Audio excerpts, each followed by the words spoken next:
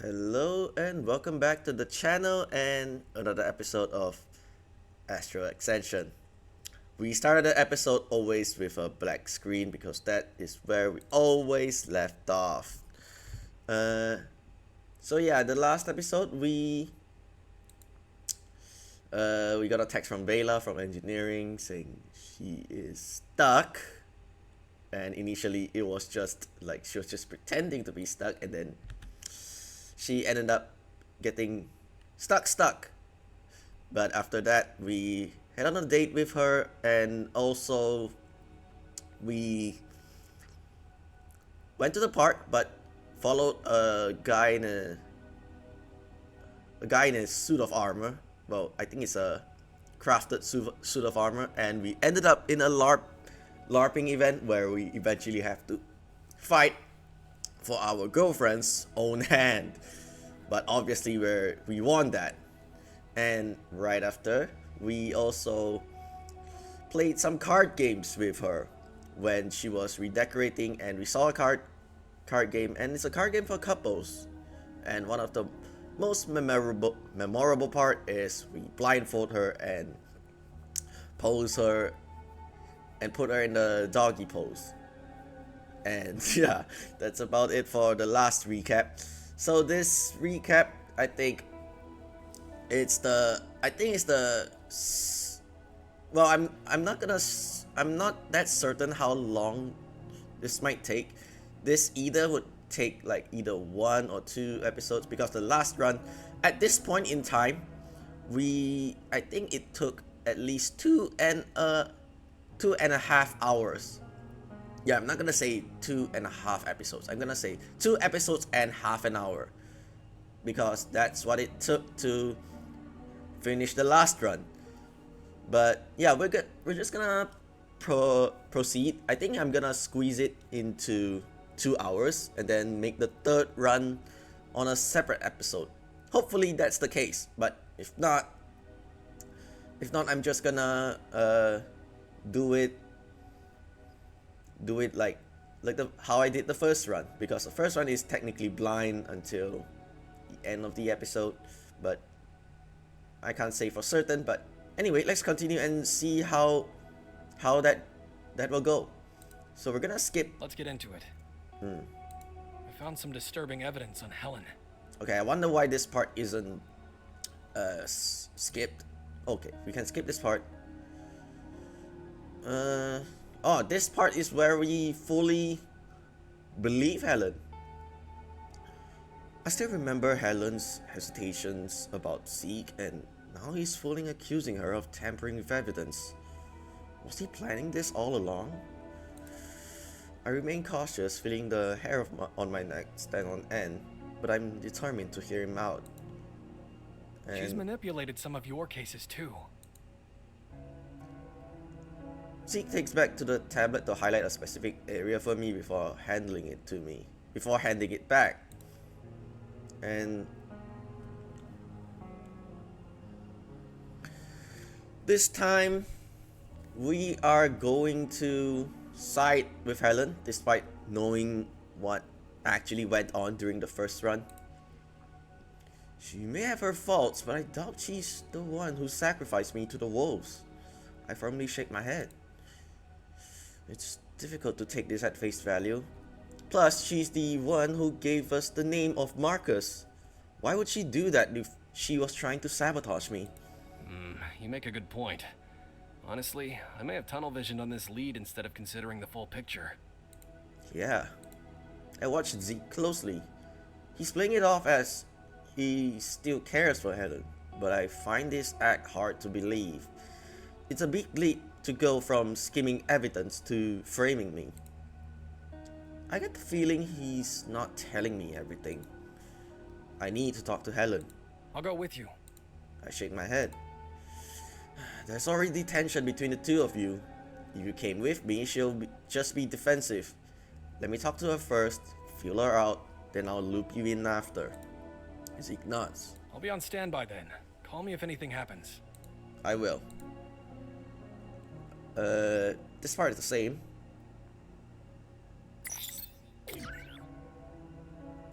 Huh? did we skip the Vela event? Oh, the tracking. Oh, that's scripted. Never mind. But did she say anything different now that we're on her route?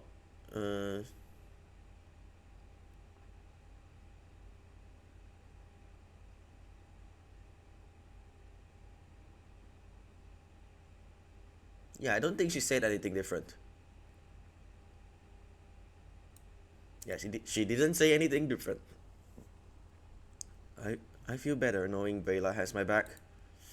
I'll text to see if she's around.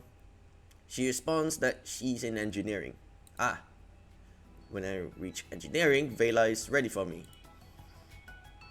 She greets me with a thumbs up. Your tracker is all set. Thanks, Vela. And now I'd like to ask for another favor. Yes. You don't even know what it is yet. Sorry, what is it?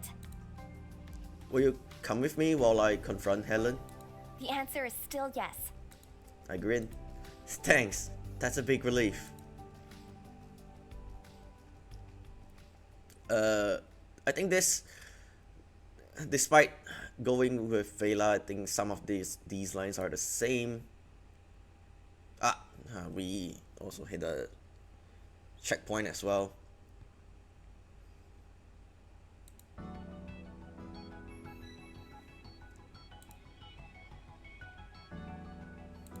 This is the new part because she's coming with us. This is our ship engineer, Vela. Hi, it's really nice to meet you. I hope my joining isn't a problem. Of course not. It's great to meet you too. I was curious about your new team, but it looks like you're in good hands. Think gonna... she frowns? What have I done to deserve that? I've always supported the both of you.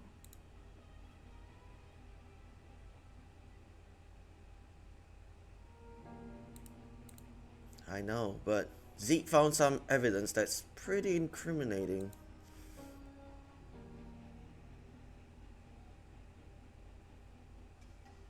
I don't know why some of the lines change. I think some of the lines change because we trust her in the first place. We can't. What do you mean? I showcase everything that Zeke sent me and she pores over the data. Her face pales as she falls quiet. We still can't skip? I don't know why. There must be an explanation for all of this, right? How did you get this? This feels like the same. Yeah. Reluctantly, she nods. I'm so sorry. For a moment, all I can do is stare while my brain catches up. A part of me thought she'd deny it and say it's not true. Or maybe that was just my own wishful thinking. You love your job. Why would you jeopardize it like that? She sighs deeply. I had to protect Aiden. This part is the same. I know. You were only thinking about Aiden and his future. She nods. I know it was selfish of me. I should have been thinking about you too, and all the other people I would hurt. I feel like, I don't know why some of it, I feel like some of it are different. Because since we can't skip it, I think it's because some of the previous option that we choose to like defend Helen or side with her in that sense. It did surprise me when I saw my cases were affected, but I know it's not personal since there were many other affected cases too, including Zeke's. Her expression hardens at Zeke's name. Was it Zeke who implied that I was involved in your case? I nod. She sets her jaw. You can't trust him. I know. She blinks. You do? Yeah, this part is also the same.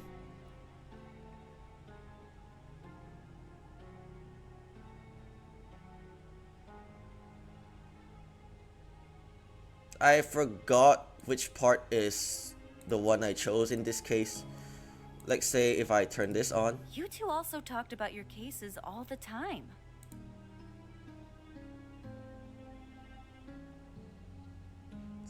This is hard to wrap my head around, but it does make sense. Zeke could have easily borrowed my keycard without me noticing.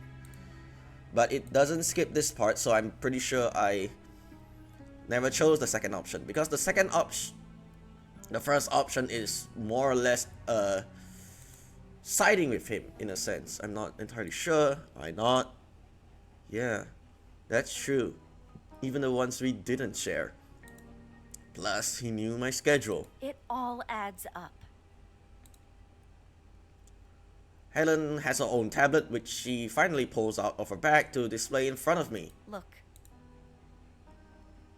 Yeah, the name change here. Vela and I both lean down to review the tablet.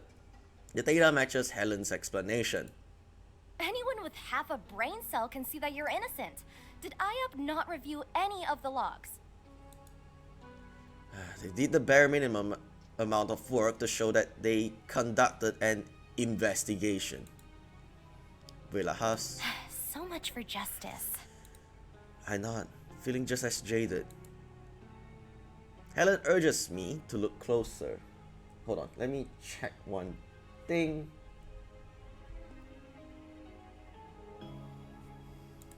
If you aren't convinced it's Zeke, just look at these documents. This part is entirely the same.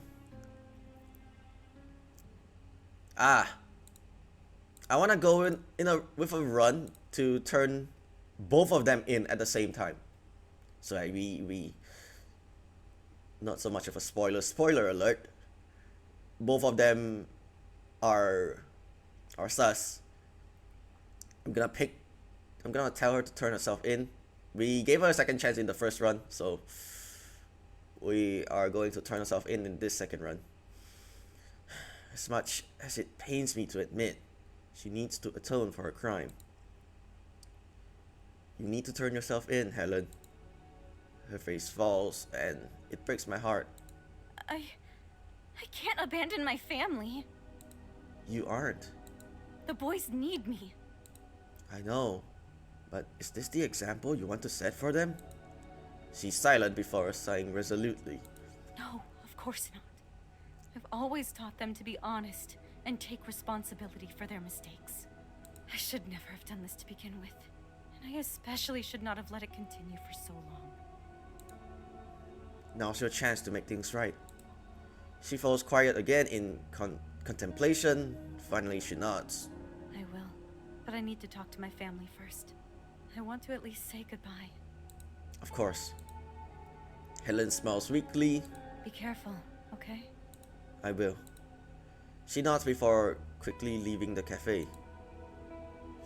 Vela slowly releases a long breath. Wow, that was some pretty intense stuff. It was. How are you doing after all of that? I'm okay. I'm glad Helen and I were able to get things resolved. Same here. Do you really think she'll turn herself in? Yeah, I do. Helen isn't a bad person. I know she'll do what's right. Vela nods. Plus, I can always check for you if she doesn't. I grin. That's exactly why I'm not worried. Let's head back to the ship now. She nods and we exit the cafe. So we can skip this part. Oh, just when I thought when I can skip, we have a checkpoint loading here. Shock is still coursing through me as I mentally prepare myself to call a meeting. But when I turn into the lounge, everyone is already there. This part, I'm gonna skip entire part until we Then confront let's Zeke. get prepared for flight.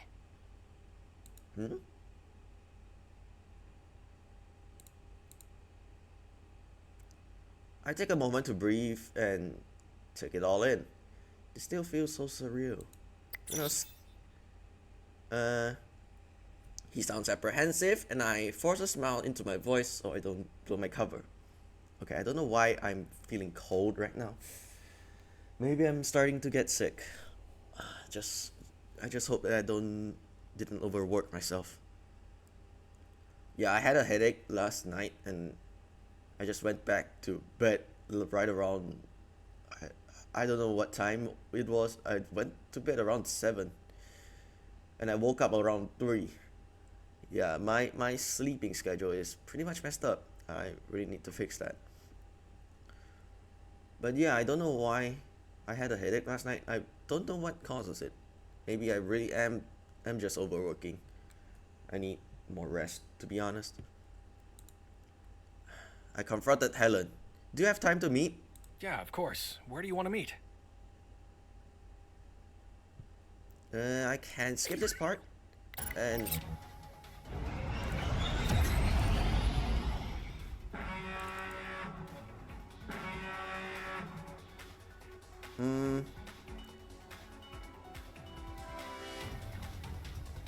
What if I pick the wrong part?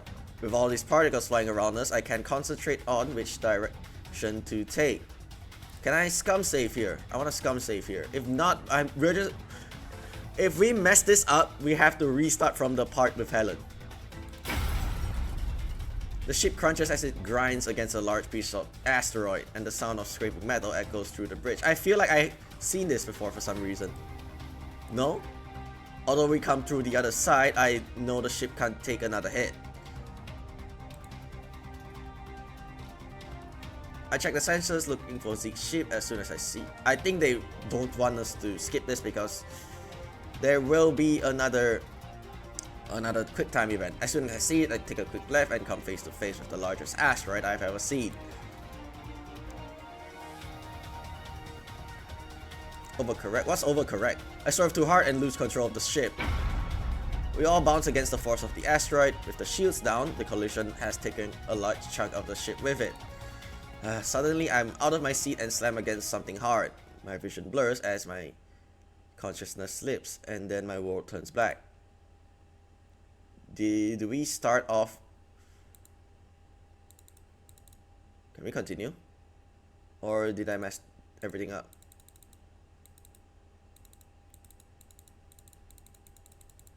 Yeah, I'm clicking so hard, I think. Yeah, I failed the QTE, and then skip this part, bump into it.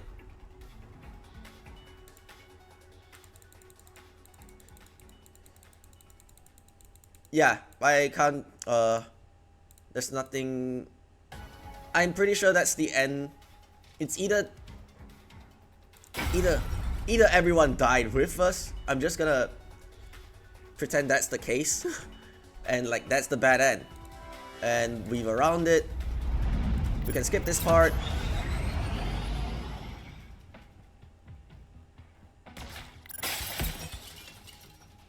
I nod, thankful for the support, and I rush after Zeke.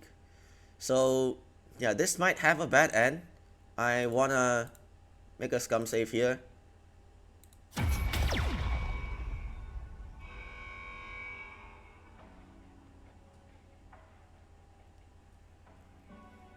I feel like this is a bad ending because if I say I'm ready to move on, and there's also a part where I I turn him in, right?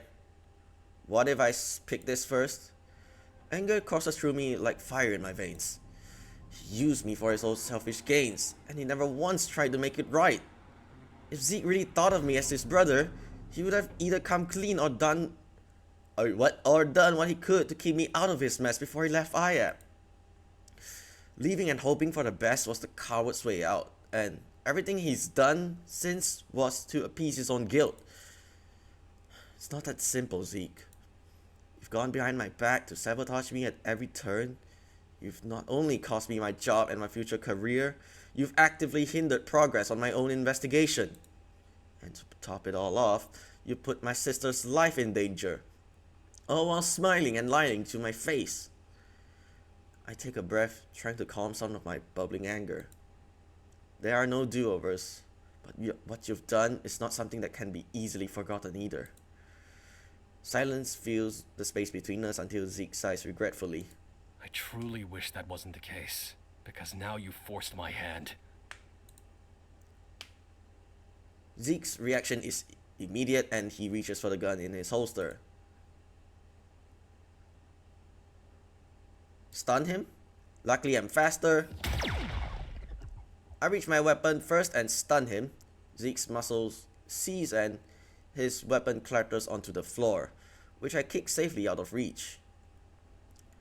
A second later, Zeke is also down, and my training takes over. I secure his arms and gag his mouth. Then I hold him to his feet and drag him into the other room where I find my team. Do I want to do this? Well, this is an option.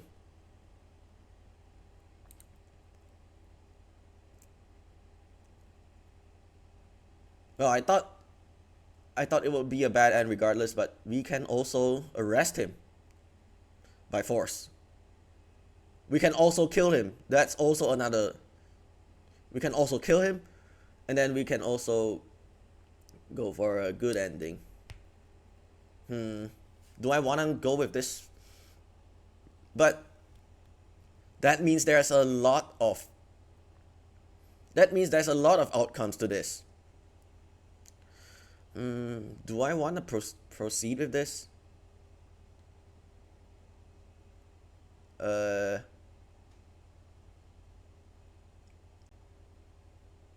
Yeah, since. Or do we want to end things on? You know what? Since we are already here, we're just gonna progress, and then maybe in the third run, I will try a bunch of combinations. Because this run, I initially wanted to forgive him while also convince him to turn himself in and see where that goes.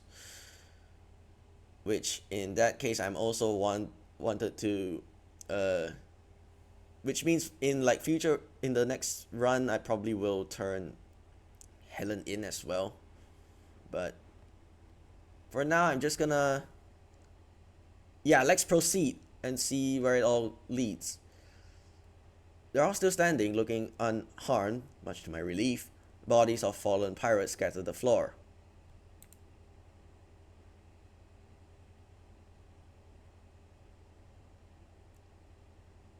Iris glances at me and gestures to Zeke with a nudge of her head. I take it the conversation didn't go as planned.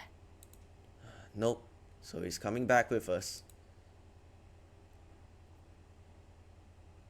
She nods and gathers the crew. Together, still dragging Zeke in tow, we hurry out of the dim bar and return to the Eidos.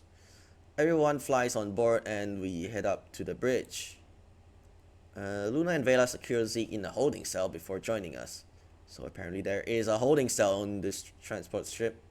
Well, just in case we encounter raiders or what. Kinda makes sense. This place is big. The whole ship is probably big enough to... Well, the whole ship is big enough to have a quarter, so it wouldn't be surprising to have a holding cell. The goal is to get off. The goal is to get off this planet ASAP, and I waste no time in powering up the engines. So I'm just gonna skip everything here.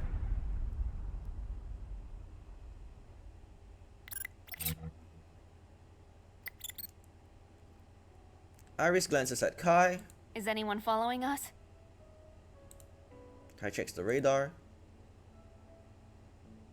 All clear. Yeah, we're gonna skip this part.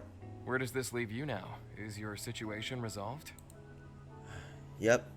It will be once we hand Zeke over to the authorities. Speaking of our unexpected guest, what happened back there? I tried to have a friendly chat, but he wasn't cooperating, so I had to apprehend him. You did the right thing to bring him back. He needs to pay for his crimes. Luna's expression softens as she looks at me. How are you holding up? Knowing for certain that it was your friend behind all of this can't be easy. I pause, thinking how to best articulate my tangled feelings. I have mixed emotions, of course, but overall, I'm relieved to know the truth and close this chapter of my life. My team nods. I'm sure in their own ways they can understand. I'm glad you have closure now. Thanks. Thanks, Iris. Me too. Now that we have a moment to breathe, why don't you take a break? You've just gone through a lot, and we can take it from here. I feel like this part is the same. Can we skip? Yep. The first thing I do is fall face first onto my bed and sink into the fluffy mattress. I don't know how long I lie there before I peel myself up with a short groan.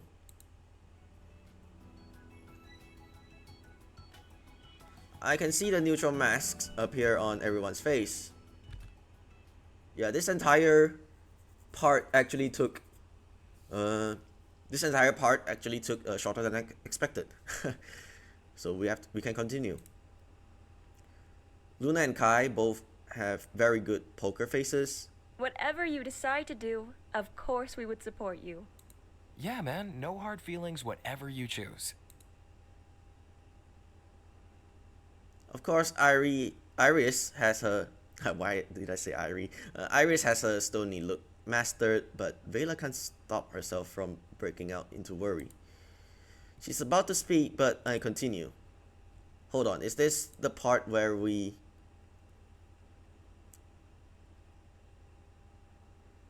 this is the part where will be different depending on whether Zeke is with us or not.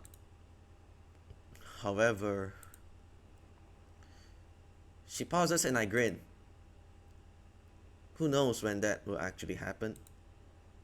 Vela blinks. Huh? What does that mean?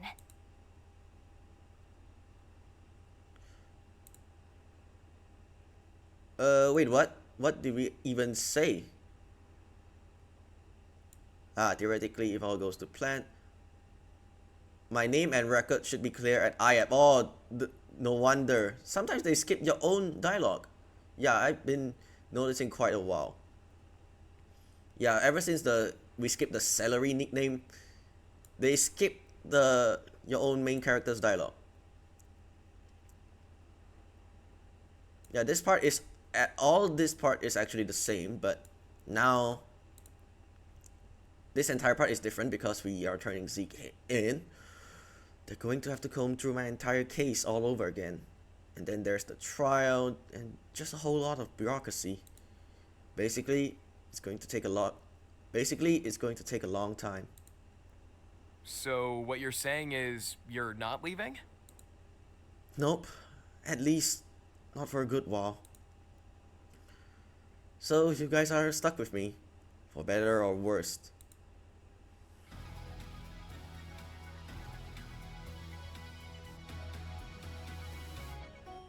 The stony mask breaks, and everyone erupts into big grins. Yeah, this is technically the ending, because once you finish the I'm relieved to hear that. Yeah, once you finish the investigation, everything is basically over, apart from some extras. Yeah, I think there's some extra epilogue scenes, and then we're done with that. Iris nods. So am I. Vela puffs out a breath. Oh, thank goodness. You really scared me for a second. Not me. I knew my wingman would never leave his bro like that. Can we skip this? No. He grins. The girls all share a glance before they giggle.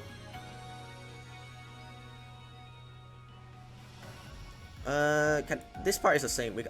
Another checkpoint.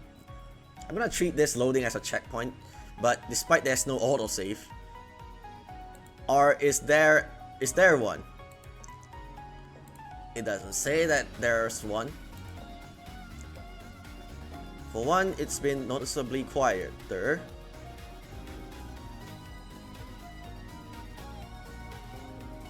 I haven't talked to Helen. The music overlaps. The music are overlapping because I think it's because I skipped it. I haven't talked to Helen or Zeke since they've been in IAP custody. Hold on. Now that it's gone. I haven't talked to Helen or Zeke since they've been in IAP custody. After Helen confessed to stealing from crime scenes, IAP fired her and pressed charges. Last I heard, she took a plea deal to avoid a trial, but she'll still be in prison for a long time for her crimes. As for Zeke, I gave the authorities all of the evidence Helen had compiled against him, and IAP officially relaunched their investigation into my charges. What is this? Why is there a lock button that appeared? It didn't take long for Zeke to name his co-conspirator in the hopes of reducing his own sentencing.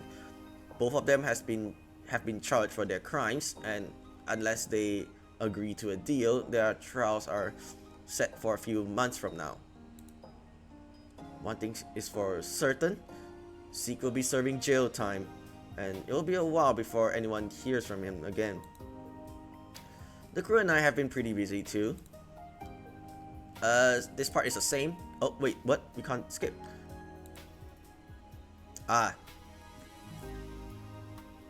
think they also showed which route you've been choosing. Even Vela called the team a well-oiled machine the last time I visited her in the engineering bay. Although she was also checking our oil levels at the time. Wait, what? I visit her pretty often now. When we're not working, we spend most of our breaks together, watch movies or hanging out in the sim room. We take turns picking programs and exploring new things together. Yeah, the Celeste part is the same. Oh wait, Celeste part is the same. Yeah, and this part will be the epilogue. Yeah, it's still so far. Yeah, it only took 30 minutes in apart from the like 2 episodes. Yeah, I think this is like combining 2 episodes together. Notification of an email chimes on my computer. I roll out of bed to take a seat at my desk. I recognize the email address. It's the legal department at IAP. I skimmed through the email, expecting another generic update, but I'm surprised. In light of new evidence, the lawyers at IAP request an audience to discuss the investigations and a potential settlement. With Zeke's confession, my innocence is proven. I'm sure they don't want a lawsuit, which is why they are pushing to settle. I'll have to think about my terms. Do I want a public apology, additional monetary compensation, any other remedial options? Either way, I'll finally get the justice for what happened to me. I shouldn't get ahead of myself though. These negotiations take time, so whatever solution we come up with won't be immediate. For now, I should get the ball rolling and respond to the meeting request. Now that everything's coming together, I have time to relax, so I head towards the lounge.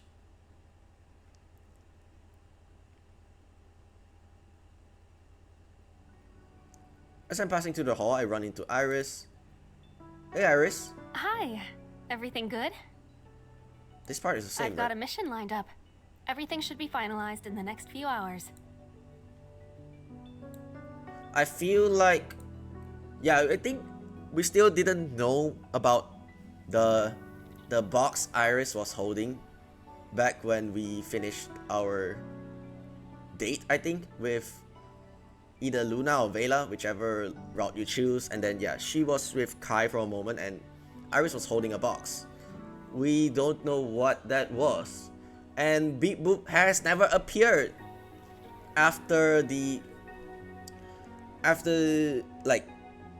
Vela getting stuck. After Vela got stuck. Yeah, and we never see Beep Boop ever again. And even if you're not on Vela's route, Beep Boop disappears further back after the dinner with Kai.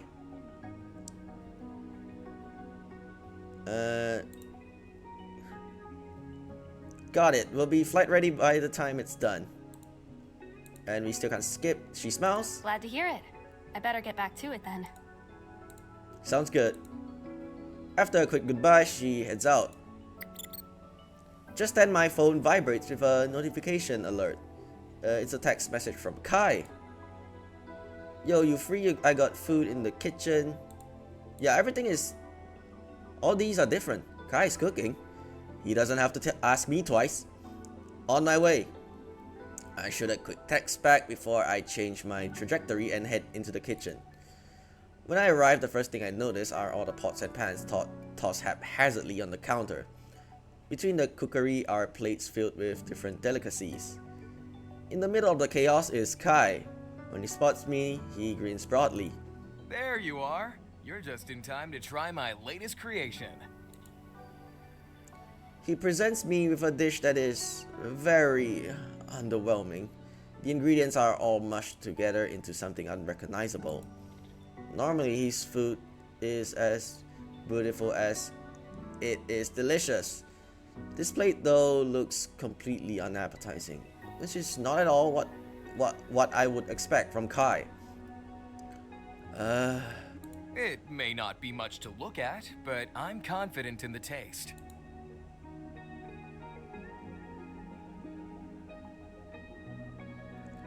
Default to the second option? If you're trying to poison me, there are less obvious ways to do it. Hey, I wasn't focused on the presentation. Besides, it's the taste that counts. Food is not just about the flavor. We eat with our eyes as much as we care about the taste. I'll get to the visuals once this dish is out of its experimental phase. He wiggles the plate in front of me again. You wouldn't actually leave your best bro hanging, would you? What an excellent use of emotional blackmail. You drive a hard bargain, sir. Kai grins. Decision made, I grab the fork and take a bite. My eyes light up as the most intricate flavors dance across my tongue. It's not like anything I've tasted before, and I savor the bite, trying to pick out all the different tastes.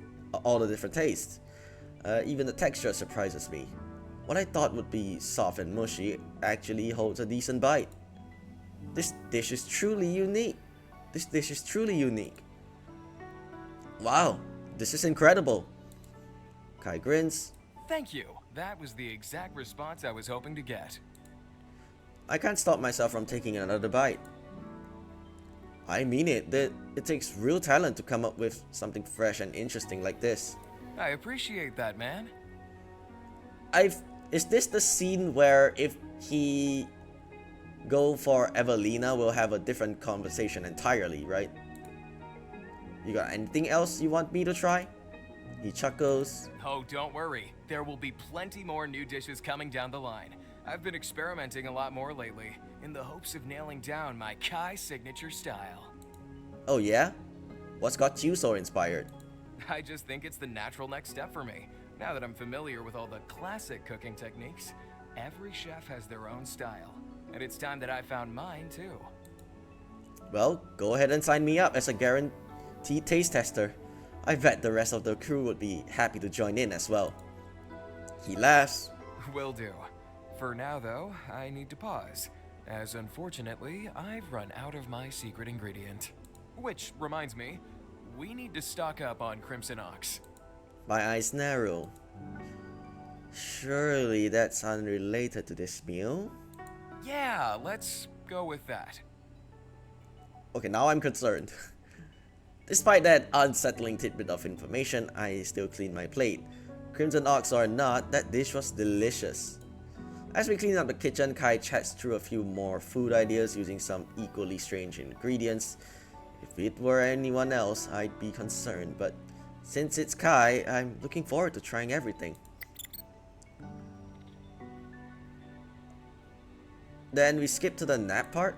We instantly took a nap. I wake up from my nap when I received a notification from Iris to meet in the lounge for a mission briefing. She wasn't kidding when she said she'd have things lined up in just a few hours. I quickly make myself presentable, then I exit my own room and head to the lounge. I arrive just in time, everyone gets seated, and then Iris begins. She gestures to a tablet. I'm sure you're all curious about our next mission, so let's get right into it. Iris goes through the details. We've been tasked in picking up surplus supplies and transporting it to the Union. In all accordance with their current trade agreement, so it's all in accordance with their current trade agreement, so it should be fairly straightforward. This part is the same, right? Yeah, I wonder some of the parts feels like the same thing, but I still can't skip it. Without Kai, I embrace the tranquility among the many twinkling stars.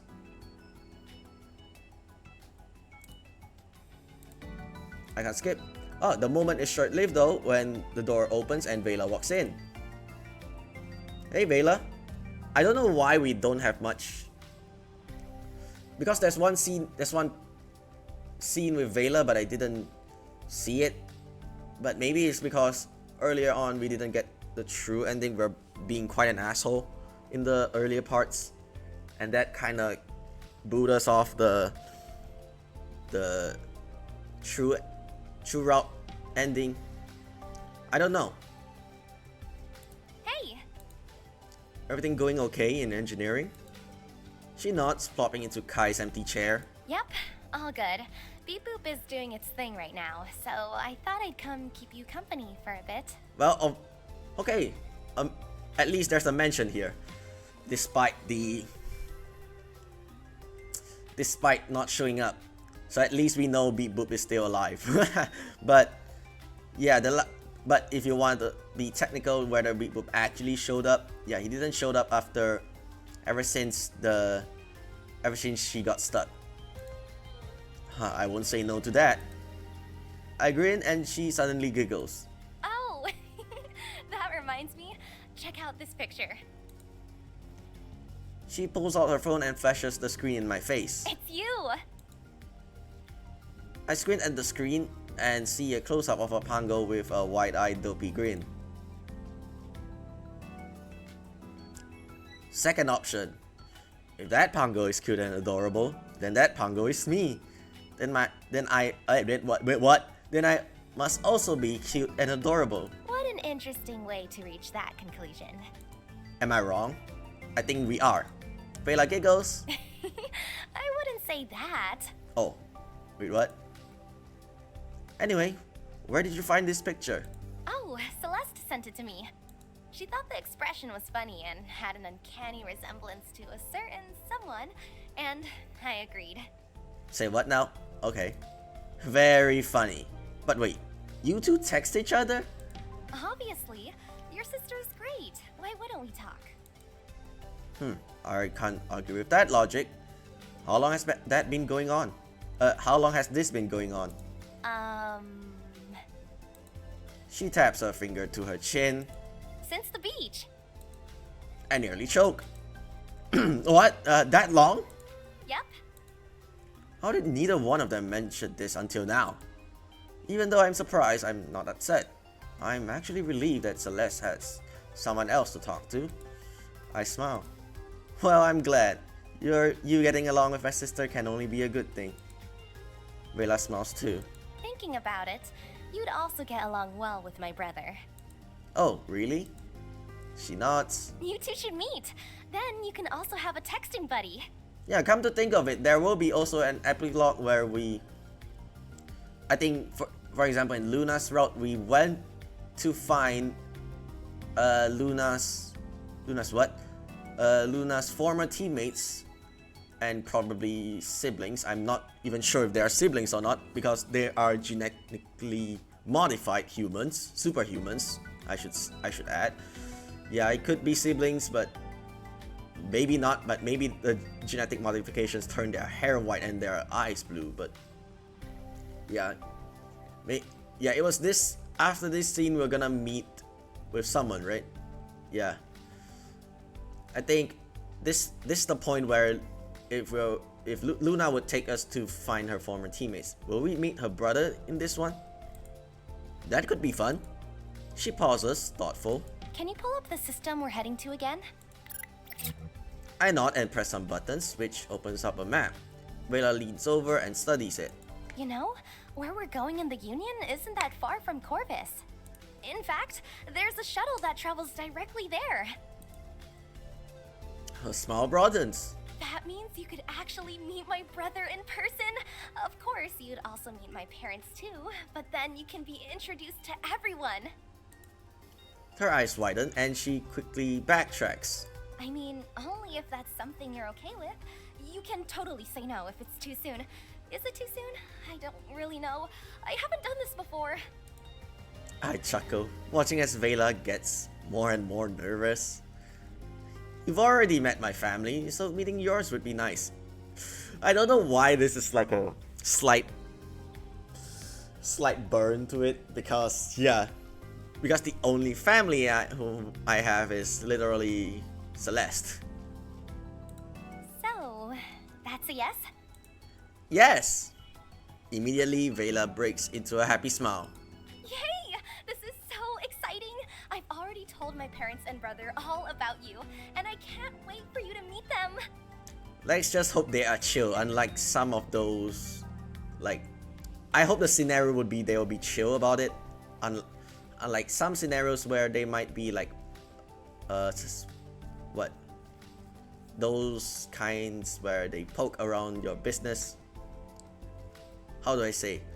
The semi not approved kind of, I'm not sure how do I put those two terms, but yeah. Let's just hope they are chill. I can only say. I'm looking forward to meeting them too. Suddenly she freezes. Oh, wait. I haven't even requested time off yet. That is probably something we should do first. Okay, don't worry. I'll talk to Iris and get it all figured out. You just focus on flying. Sounds good. After a quick goodbye, Vela scrambles out of the bridge. I refocus on the flight and continues to track our course. Eventually, Kai returns from his break, and soon after I received a text from Vela. Iris approved, we're good to go, and this time the line is not voiced. Yeah, I don't know why in some of the previous texts she voiced her own text. I should have a quick thumbs up and try to keep my excitement in check as I finish out the flight. My mind keeps wandering, thinking of what Vela's family will be like. Will they be welcoming? Will they be anything like her? But I think Corvus is if I remember correctly, Corvus is a really well-off planet. And then, oh yeah, I'm not sure if that's the correct word. I hope that since her family is probably rich, let's just hope the parents aren't snobs or something. Basically, let's just hope there are something enter description here positive or something. And what about her brother? I'm extra curious about him. All these questions will have to wait until we get there. I shake the thoughts from my mind, and before long we arrive at our destination. Yeah, I think we also catch their portraits when the credits roll during the first run, but I kind of forgot what they look like. But yeah, let's move on. Yeah, we also see like some people in like military uniform. Yeah, I think in this part we will see Iris going back to the military academy. I'm not entirely sure, but oh yeah, I think that was her mother or something. Because unless I was mistaken. But regardless, we're gonna I hurry off the bridge and help my crew unload the cargo while Iris liaises with the client. Thankfully everything is in order and the drop off goes smoothly. Once Iris confirms the payment, Vela and I meet in the cargo bay. Ready to go? I nod and gesture to my bag. I pack during our break. Smart thinking. We head off the Eidos and catch our shuttle to Corvus. It's a smooth and easy ride with my mind wanders again. The closer we get, the more nervous I become. My leg bounces restlessly, but Vela places a reassuring hand on my knee. Her smile melts my fears away. When we land, Vela leads me onto the bullet transport, which takes us directly to her suburban neighborhood. Corvus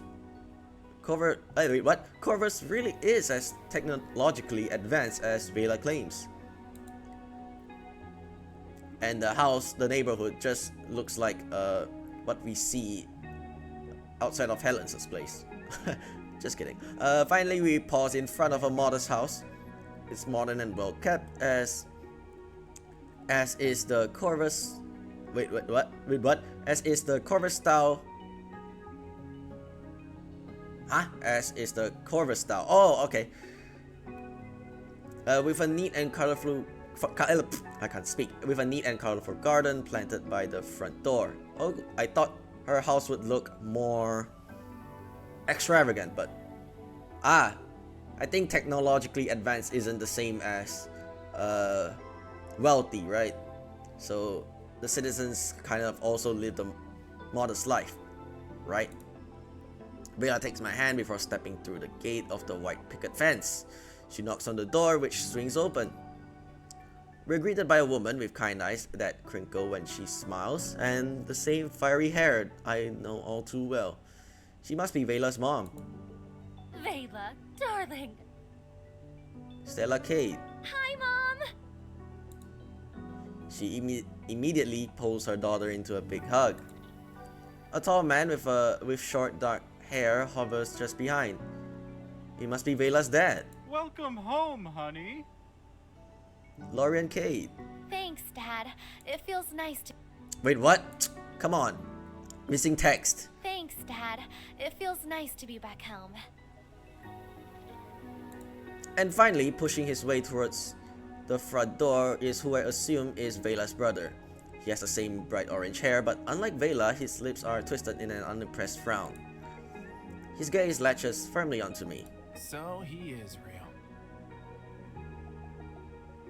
How do I pronounce this? Veyrin, Kate? Veyrin. After greeting their daughter, Vela's parents turn their smiles to me. It's a pleasure to meet you. I'm Esther. Thank you so much for welcoming me into Thank you so much for welcoming me to your home. Her father extends a hand and I shake it. He nods approvingly. The pleasure is ours. It's not often we get to meet a friend of Vela's. We're very excited to get to know you. Yeah, because we've heard selectively little about you. I blink, and the smiles on the parents' faces look strained. Veyrin, don't be rude to our guest. Veyrin crosses his arms. Vela places a hand on my shoulder and hurriedly reassures me. Don't listen to him. I gave everyone a heads up. Yes, don't worry. We've been expecting you. Now, why don't we all head inside? Here, Vela. Let me help you with that. Her father reaches for her bags, but she pulls it out of reach. Dad, I can get my own bags. Nonsense, sweetie. It's a father's job to take care of his daughter. And it's so rare to have you home. No, really. It's fine. While the two of them continue to argue, Vela's mother turns to her son. Veyrin, dear, why don't you help our guest with his bags? Before I can respond, Veyrin grabs my bag and turns into the house without a word. I hastily follow him in, wondering if I should say anything. The silence is a little uncomfortable, but his scowl is even more discouraging. When we reach the stairs, he suddenly stops, and I nearly run into him. He rolls on me, his gaze suspicious. So, do you plan on sharing a room with my sister? The question catches me off guard. Vela and I haven't discussed this at all.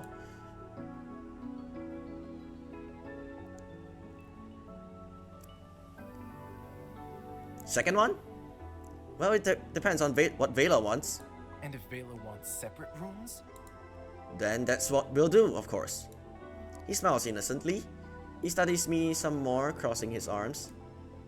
Vela and her parents finally catch up to us, her father proudly carrying her bags, and I guess she lost that battle.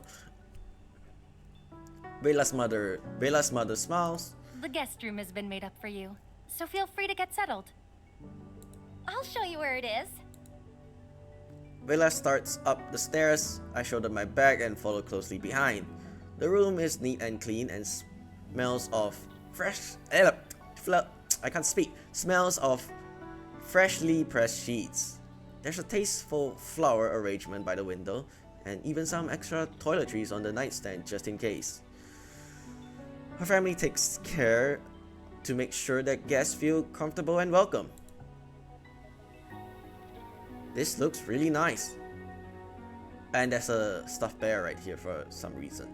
I'm glad. My room is right across the hall. I'm pretty sure they actually bet this as Vela's room, but they just slapped the same thing. She points to a wooden door, and I'm not sure whether if they reused the background from their previous games, but it could be not, I have no idea.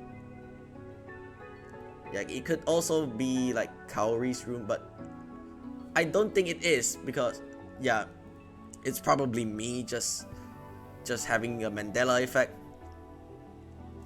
She points to a wooden door. I'll let you get unpacked, and we can meet up again for dinner. Sounds good. With a short wave, Vela heads out, closing the door behind her. I take my time to unpack and get refreshed. The house is comfortable. What? Wait, what? Why did it blink? Why? The house is comfortably lived in and very homey. I can see why Vela enjoys visiting. I have enough time to take a shower and make myself presentable. As promised, Vela returns to check on me. How is everything going? Oh, she changed. So far so good. Your family seems nice. She puffs out a relieved breath. Oh, good. I'm happy they made a positive first impression. Yeah, and the brother is the protective big brother. She pauses. Well, mostly. I know you're being polite, but I can see that Rin is acting kind of weird. I don't know what's gotten into him. Maybe he's nervous about having a stranger in the house. Maybe. I'm sure once he warms up to you, he'll be his normal self again. I'll look forward to that. We hear Vela's mom calling for us. Dinner's ready. Vela calls back. Coming! Then she turns to me. You ready to head downstairs? Yep. Vela smiles. Together we head downstairs and join her family in the dining room. An elaborate feast adorns the table. My mouth waters from the tantalizing smells, and every dish looks delicious. I can't wait to dig in. Vela and I slide into the two empty seats across from her brother and mom. Veyrin wears another disapproving scowl when he sees us. I bet it wasn't his idea to seat us together. Vela's dad sits at the head of the table. Okay, either Veyrin was like an overprotective big brother or he's a siscon. But we'll see where this goes, and so we're gonna continue. Once everyone is seated, Vela's mother gestures for us to eat, and we do so. With a clatter of silverware, I sigh happily after my first forkful. The food tastes just as delicious as it looks. Vela's father sets down his fork and knife and addresses his wife. Thank you, sweetheart, for another wonderful dinner. I hope you all enjoy. It's great. Thank you so much, Mrs. Kate. She smiles. You're very welcome. Yeah, it's just as good as I remember. I'm glad you think so. I made your favorites. I know! Vela eagerly shovels another forkful of food into her mouth. Veyrin quietly picks at his food. I wonder if his parents told him to be on his best behavior. Vela's father clears his throat and faces me. So, you and Vela met through your mercenary work? That's right. We're part of the same crew. Yeah, he's the pilot of our ship. Before that, he worked for the government of Polaris. Vela's parents both look impressed. You must be the talented pilot in that case. I've heard the Polaris agencies are hard to get into. Yeah, inconsistent text, but never mind. We're certainly thankful Vela has someone like you there to look out for her. Thanks, and to be honest, I'm lucky she's there to look out for me too. The ship wouldn't operate at all without her engineering expertise. Sounds like you've both got important parts to play on this ship. Everyone does. We're a lean but mighty team. Her father nods and addresses me again. We all know why Vela joined the mercenaries. But what about you? What do you like about mercenary work? Default. I think I'm just gonna go with default. Second option. I really value the close relationships that I've made. When you work so closely together, your team becomes your second family. Yeah, Iris and Luna are like older sisters to me, and Kai is the older brother I never wanted. For the first time since the start of dinner, Veyrin grins. Aww, you wanted me? I never said that either. He pouts, but his parents smile. That sounds like a great environment to work in. Still, can't mercenary work be dangerous? It can be. That's why having a good team is important. Vela nods. We're always prepared before going into a mission, and we completely trust each other to have our backs. And honestly, going on these missions has only helped us grow closer. Definitely. Vela glances at me and smiles, which doesn't go unnoticed by the family. I feel a mother's eyes on me. She softens when she meets my gaze. So, what drew you to Vela? Mom! Her mom smiles. What? It's okay to ask, right? She looks at me and I nod, thinking how best to respond.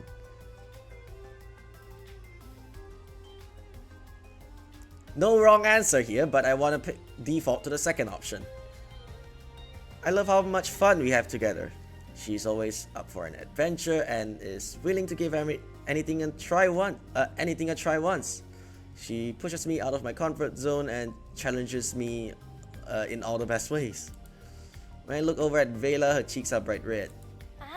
Stop! You're making me blush. I'm just telling the truth.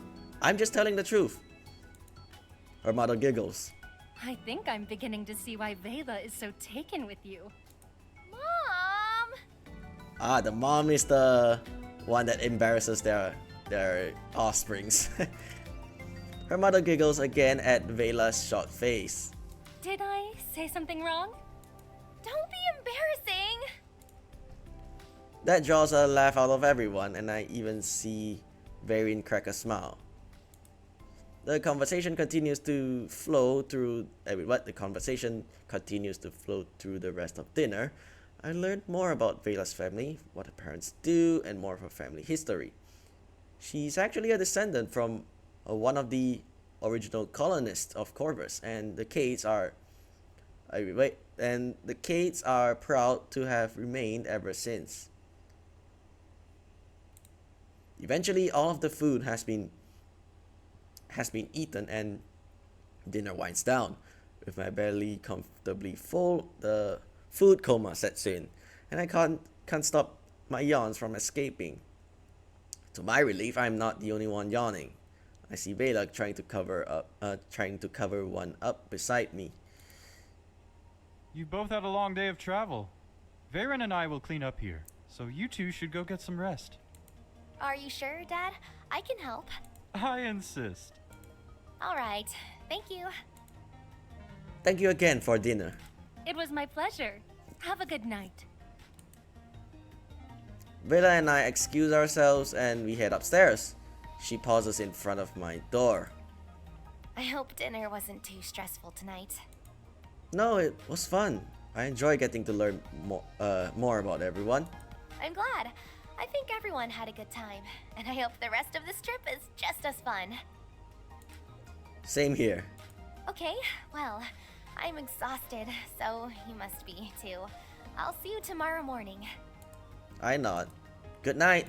Good night. We hug and then go into our separate rooms. Once I'm alone, the fatigue hits and I immediately crawl into bed. As soon as my head hits the pillow, I fall fast asleep.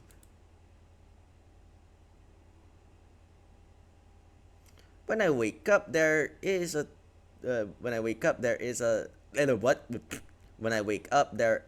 just a touch of morning light kisses the horizon. What time is it? I glance at my phone and roll back over in bed. It's still way too early. I toss and turn for a bit, but it's clear that sleep is not returning, so I decide to just get up. After getting dressed, I head downstairs into the kitchen. Vela is already there, nursing a cup of coffee. She glances at me and smiles. Jet lag? I nod. I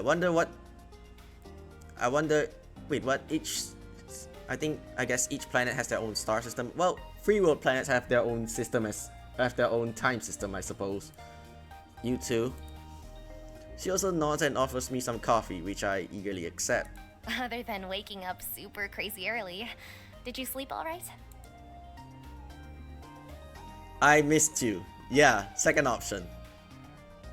I slept alright, but I Missed having you there with me.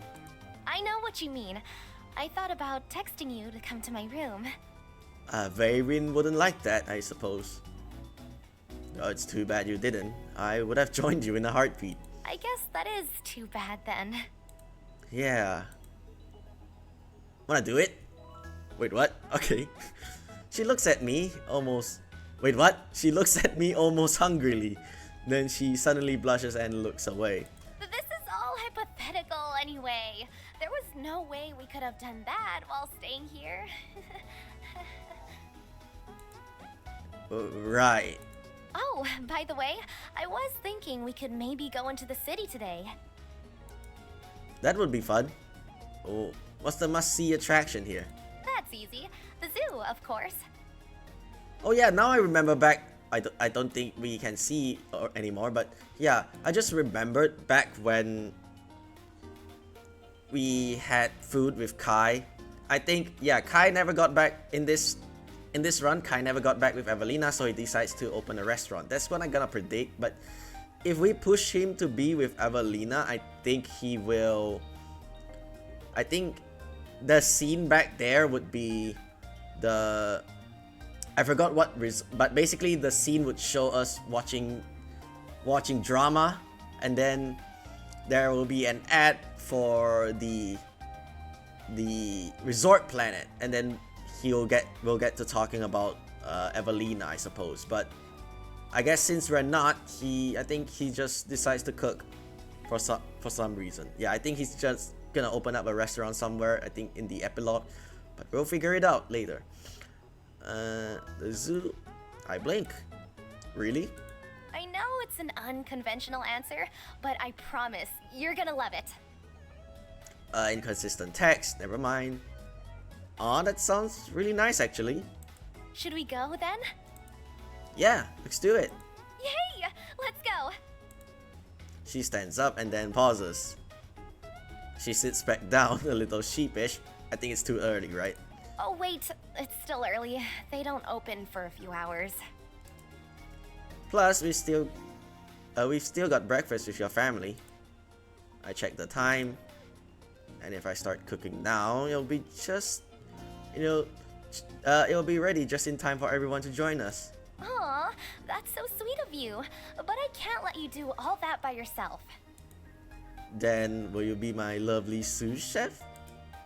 I grin and Vela giggles. You don't even need to ask. Feeling energized, we set to work. Vela and I work well together, and the food is ready just as everyone wakes up. Her parents are the first to arrive. They pause by the finished spread. What's all this? It shows morning, but it feels like the background is like evening. But I guess morning and evening can kinda be reused in the same zone. But yeah, but I guess the window is conveniently placed here.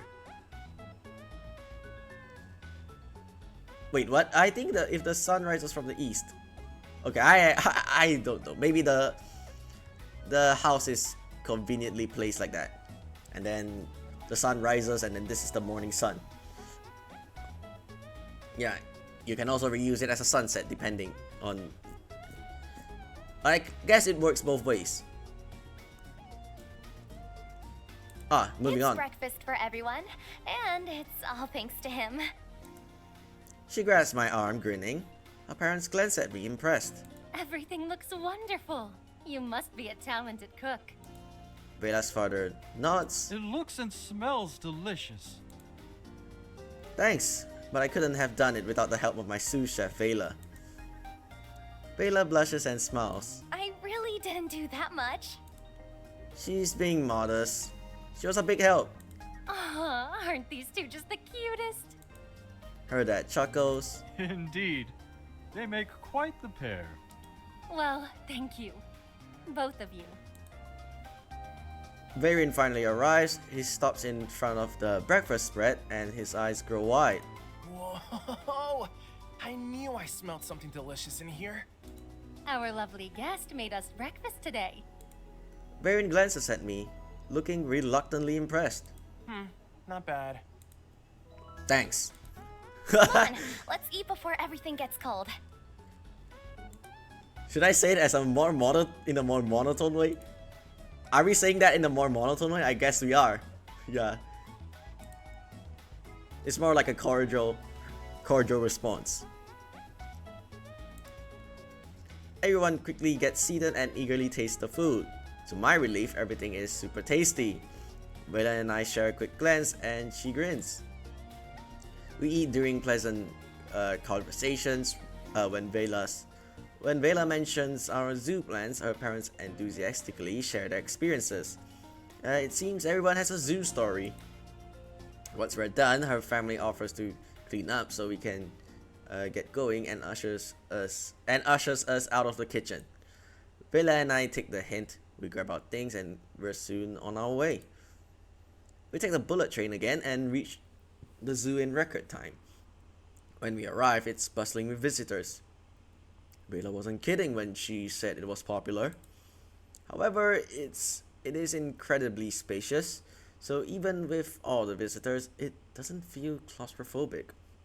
The enclosures are also spacious, providing the animals lots of room to roam and relax. Animal trainers and zoo staff are scattered throughout the area, answering questions and ensuring the safety of both the visitors and animals. Grabbing a map, we start at the beginning of the route. So apparently, I guess they don't have so-called alien animals, but yeah, I guess every single animal is like every single animal somehow are like how do I put it? All the animals are basically like normal animals from Earth, like the birds, and like for example, like birds, like they also have a gorilla right here, an elephant as well. First, we enter the bird enclosure and see all sorts of different species. When we reach the peacocks, Vela points to their colorful fan plumes. Take a look at that! I think he's doing his mating dance, trying to attract that peahen. We watch as he vibrates his feathers in a cocky walk. The peahen cocks her head. It's working! Other than watching, the peahen doesn't react much. Maybe. No, she's definitely interested. I look on skeptically. You think? Call it a woman's intuition. Okay. Come on, let's give them some privacy. Vela ushers me forward and we enter the panda house next.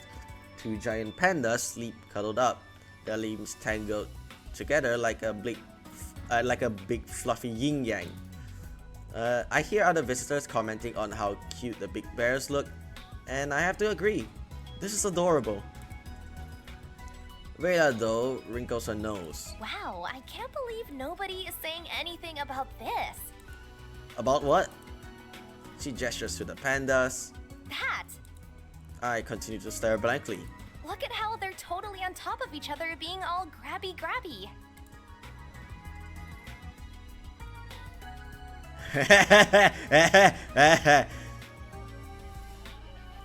Yeah, they have to. I heard that people playing panda porn to encourage pandas from mating. I'm not sure that's true or not, but yeah, it could be. Yeah, it's kind of fun to think about it. I don't know why. I don't know why it's funny for me, but yeah, it's to at least if they mate, at least they won't be endangered. Are they still endangered? I think they are.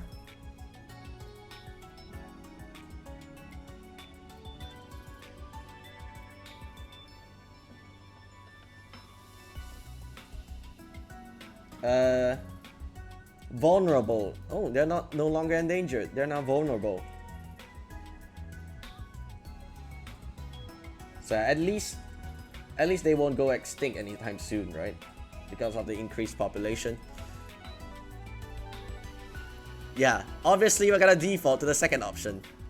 I squint at the giant bears and pretend to be shocked. Whoa, you're right! They're being super extra cuddly. And it's so obvious how into each other they are. Vela nods enthusiastically. See? That's exactly what I'm saying. A young child runs up to the glass. He tugs on his mother's arms, laughing and pointing at the pandas. We should warn the kid and protect his innocence. I'm sure his mother has it covered. Let's keep going. Say what?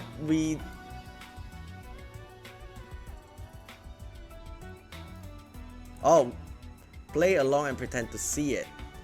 I thought it's to... I misunderstood the context. I thought it was to hug Vela and pretend to like know what to like act out and so we can see it, if you know what I mean. Yeah, I misunderstood the whole context. I thought it was to hug Vela and then like act like the pandas. Vela nods and we continue down the winding path. The next enclosure takes us to the big cat's habitat. Immediately, Vela runs for the lions. The older cats lays on the rocks, basking underneath the sun, while the younger cubs chase and play. Vela suddenly gasps. What? Do you see that? See what? She points to a pair of lions wrestling in the grass together. Those two are literally mating out in the open. Look at how they're totally all over each other. Vela, do you wanna mate later on back in your room or the guest room? Yeah, I'm just gonna say it. I'm just gonna say it out there. Yeah, I think she's kind of implying something, right? Yeah, because she earlier in the morning she kind of wants to do something to us or want to do something with us. The lions roll around, each struggling to pin the other down. Vela's eyes grow wide. And it's getting kind of rough. Is that appropriate?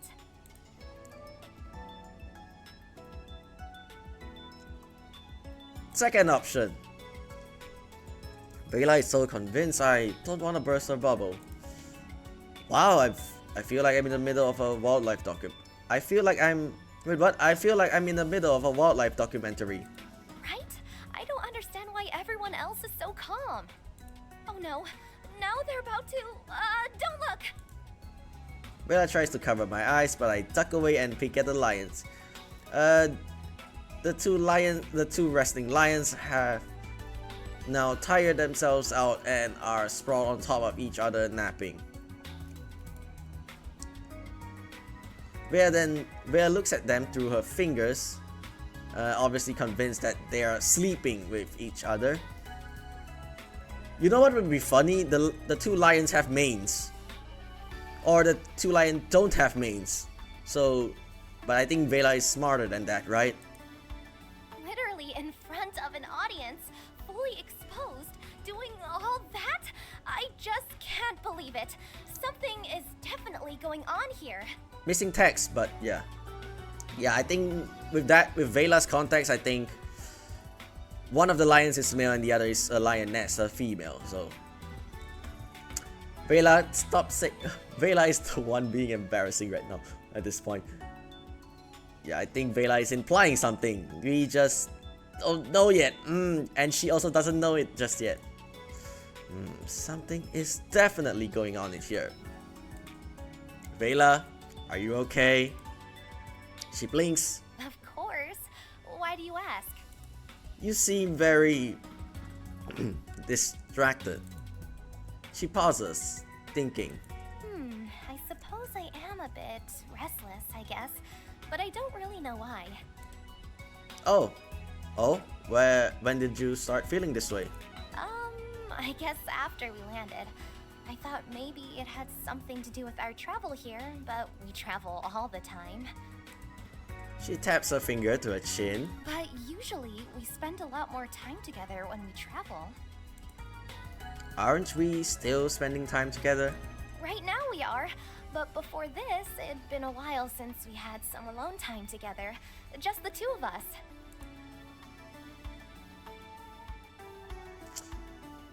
The reference. I feel like I've seen this name back in a previous game as well, but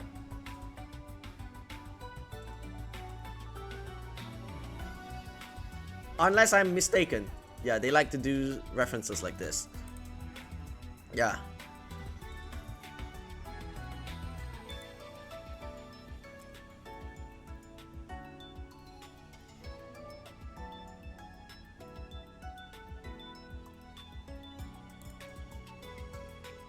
Why is the name like... Okay, I don't actually know. I didn't actually read the story, so maybe the name is like an alternate. There are other names. Yeah, and by the way, default to the second option as usual. We are just like those star-crossed lovers, Julian and Romina. Vela blinks. You mean one of us is going to fake our deaths, causing a misunderstanding in the other to take their own life for real, which forces the fake death to become a real death too? Okay, now I remember the story, but I don't know about the naming part. I stare at her. Huh? Haven't you read Romeo and Juliet? Okay, I think it's the... I think the text here is like it's like not supposed to be this. I don't know why they changed it, or maybe this is just a placeholder and they accidentally put this. It forgot to change it. I forgot which is the real one, but let's move on. I was thinking more along the lines of how absence makes the heart grow fonder. Oh, that makes more sense. Yeah, that's way more romantic. And I wonder what all of these bushes are, and it's so dark for a zoo. Maybe I need to keep an eye on her. Well, if that's really how you feel, then let's make the most of this time alone together. Yeah, we've got the whole day, so we shouldn't waste it. We continue following the trail, and the next section takes us to the monkeys and apes. A few monkeys skitter around the trees and chatter at the visitors, to everyone's delight. I see a pair of monkeys cuddled together underneath a tree. They groom each other, and I even catch them touching lips. Vela sighs heavily beside me. What's wrong? I still can't stop seeing things.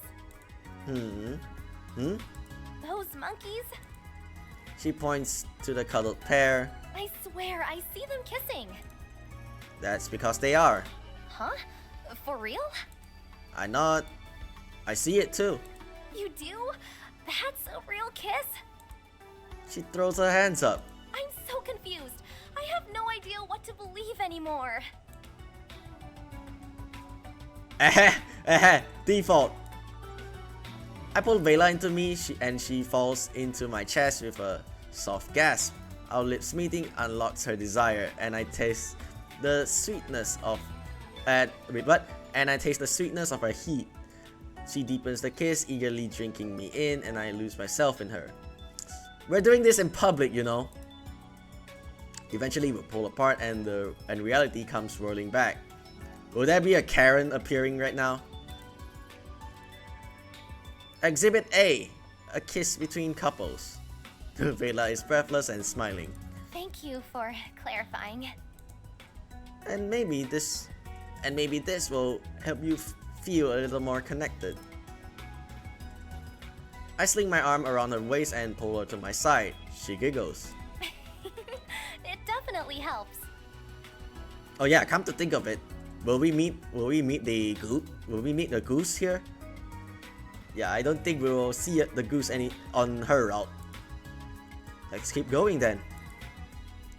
She nods, her hand snakes into my back pocket, and we continue down the path. Our talk seems to have calmed Vela, and she's able to enjoy the animals more freely now. The zoo is just as large as promised, and takes us more than half the day to see everything. By the time we're done, we are both energized and exhausted at the same time.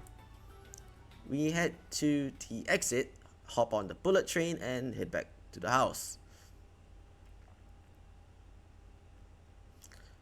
When we return from our expedition, Bella's mother spots us in the foyer. She offers us a warm smile. Hello, you two. How was the zoo?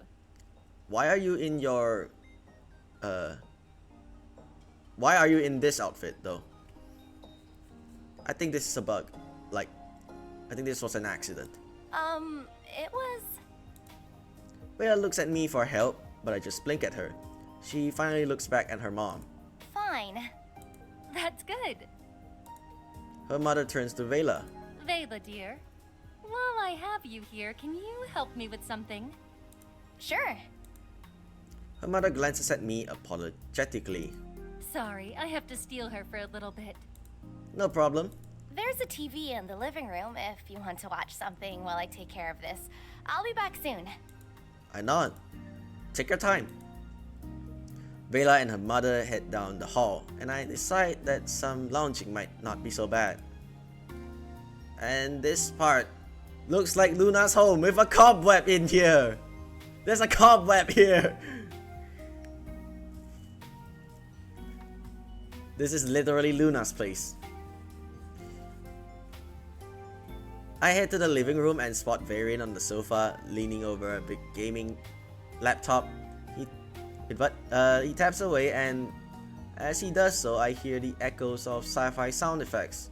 On the screen is a giant mecha firing weapons in an arena, drawn in a crisp anime style.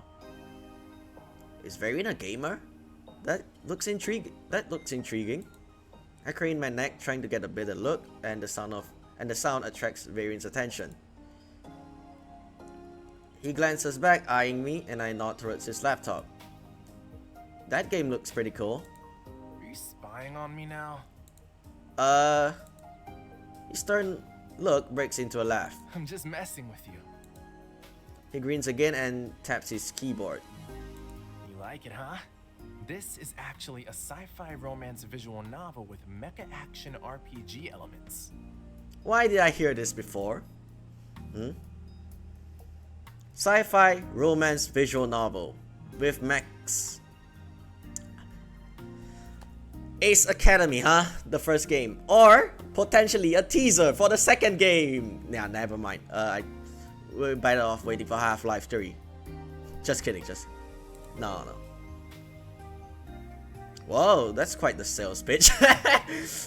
Yeah, literal. If this is actually a reference to their first game, yeah, it's kind of working right now. But I do have the first game. I played it before. Maybe I should continue. Yeah, I actually started like the first few episodes and I really got super busy and I never actually finished their previous games. I haven't heard of that game, of that kind of, wait, what? I haven't heard of that type of game before. It touches on so many gameplay elements that it's hard to define it with just one genre. He scoots over and wordlessly motions for me to take a seat beside him. Hold on, there's a part where he mentions... why... Gen mecha firing weapons in an arena. Yeah, this is literally the first game. He scoots over and wordlessly motions for me to take a seat beside him. Here, check this out. I sit down and peer at the game. A mecha floats in space, its weapon wielded at the ready.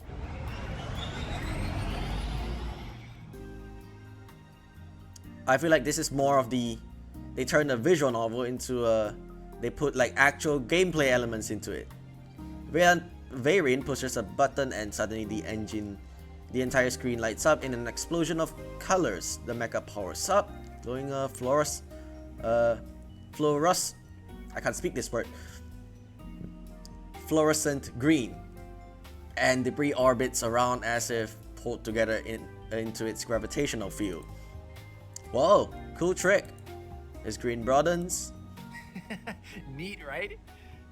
The mecha is for the action RPG side of things, but this is what you'll find on the visual novel side. Yeah, the action RPG side. Is this a teaser for a potential future, or maybe it could be a reference to an actual game that I don't know about?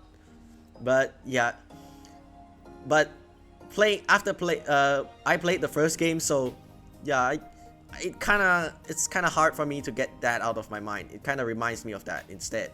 Like, it gives me the feeling that they actually want to implement the action RPG side of things.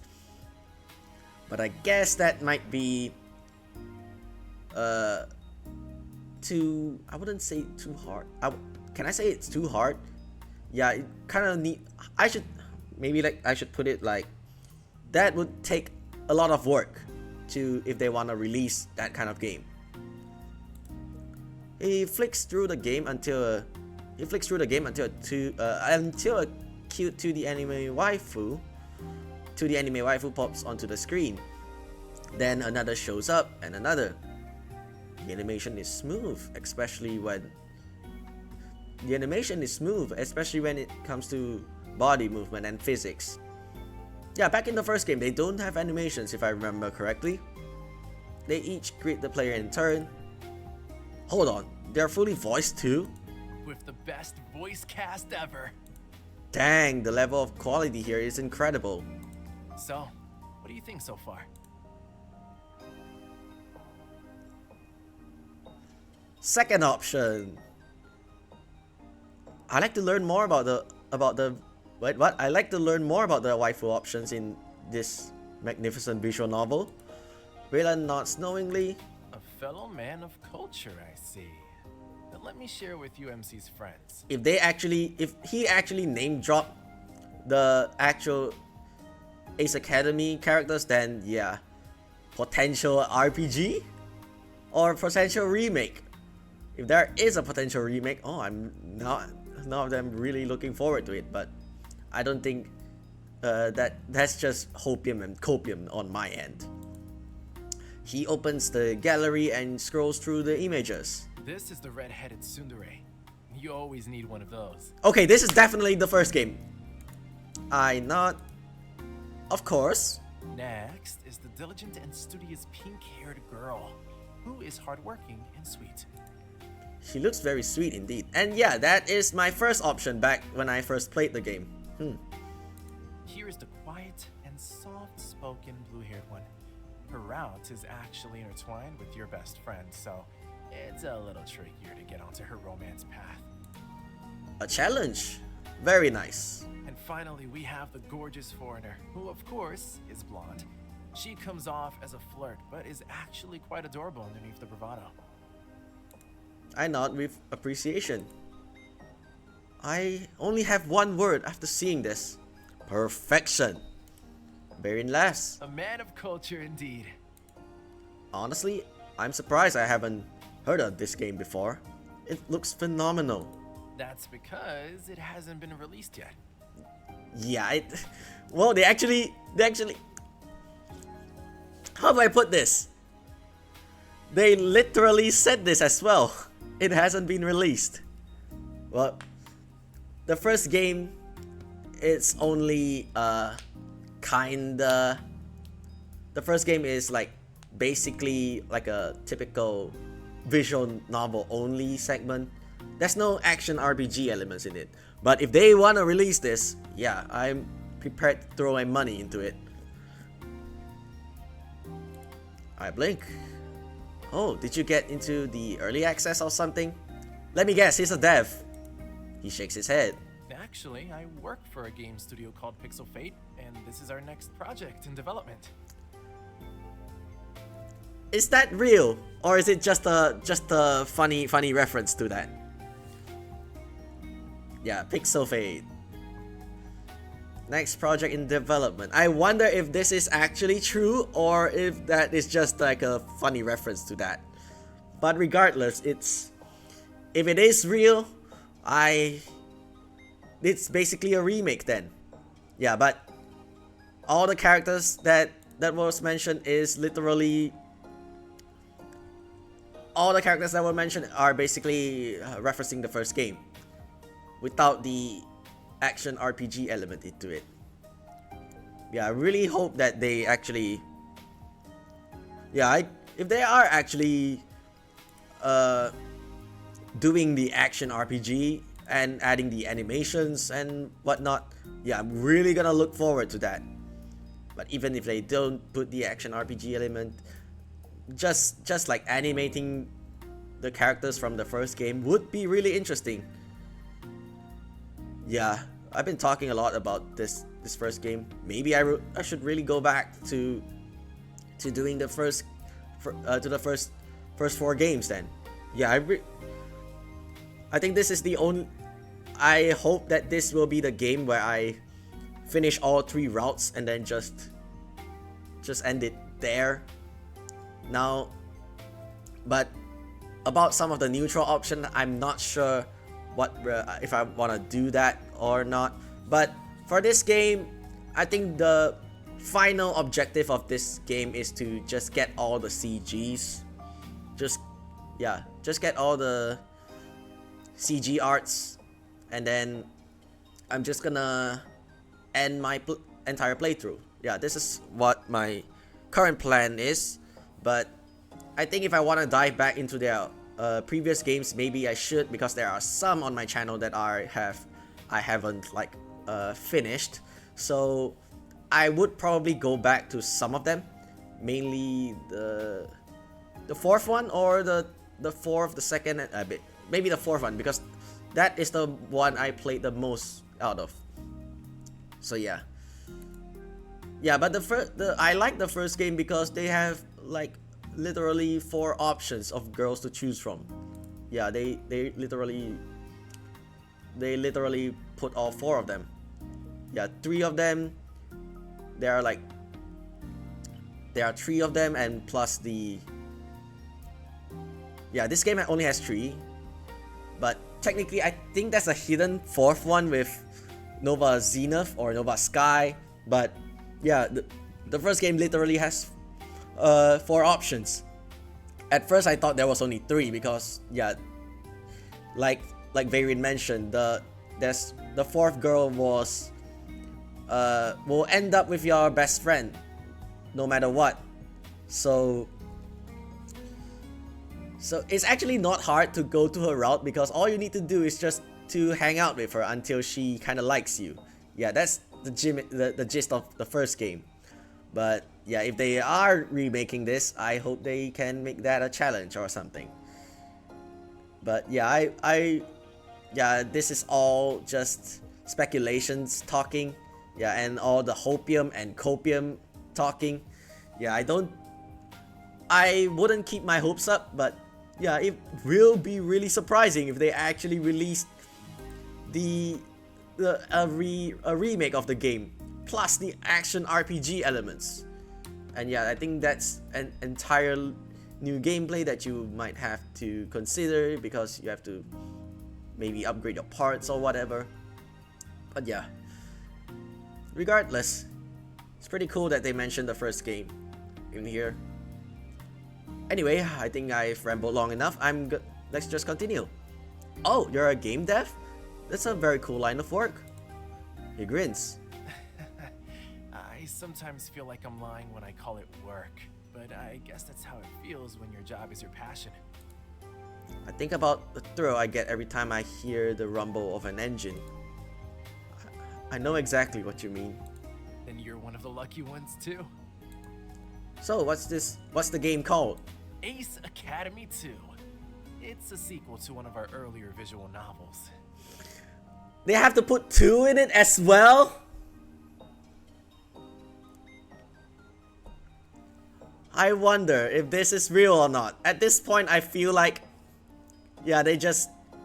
Okay, I'm just gonna pretend that everything is just a reference, and then everything is just the devs just trying to be a tease to us. But yeah, one could hope, right? I just wish this is actually real. Very cool. It sounds like something your fans are going to appreciate. That's the idea. He shifts on the couch to get comfortable again. Our fans have been very communicative about their favorite characters and playstyles, which has been great for feedback. They play their MCs in all sorts of wild and crazy ways, especially when we're talking romance routes. He glances at me, curious. What sort of player are you? Default to the Huh?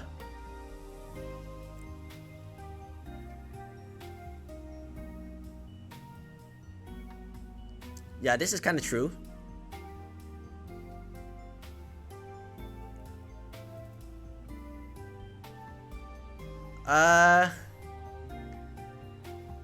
Do I want to pick this?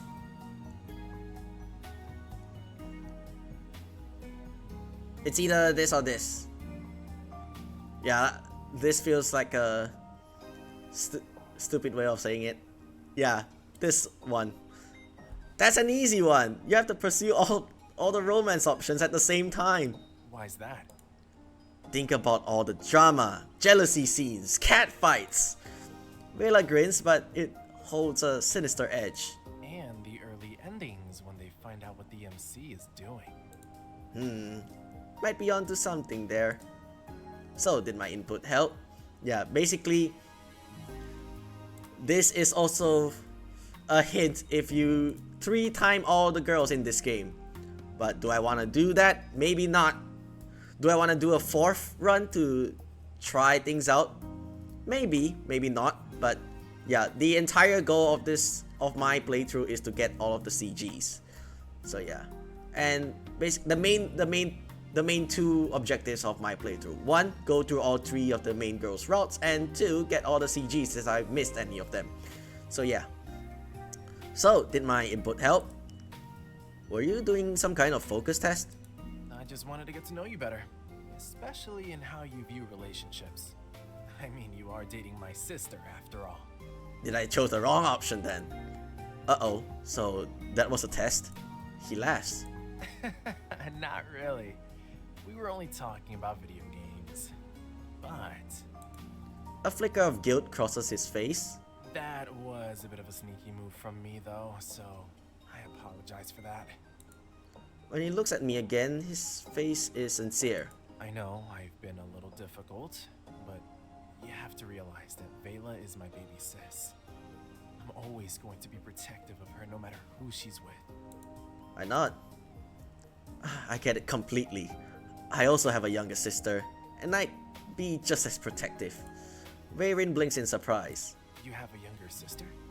Yep, she's currently studying music in university. He grins. Then maybe you do have an idea of what I'm going through. Yeah. I nod, and he nods back. Suddenly, we see each other in a new light, and I feel like I understand him on another level. Any lingering awkwardness melts away in our newfound understanding. So, is she single? How do I...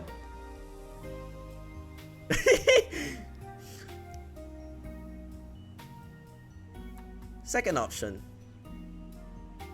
I'm sorry, my guy, but she is literally too cute for you. Ouch, you could have let me down gently. I shake my head. No can do. In fact, she's literally too cute for anyone at all.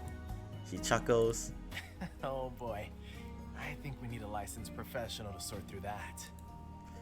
I'm feeling tired anyway, so I slip out of the living room and make my way back to the guest room.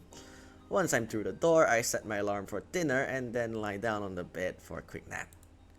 Sometimes the jet lag hits hard, and this is one of those times. It doesn't take long before I fall asleep. I wake up to the beeping of my alarm. It must be time for dinner. Well, surprisingly, I think Vela's route is like quite long.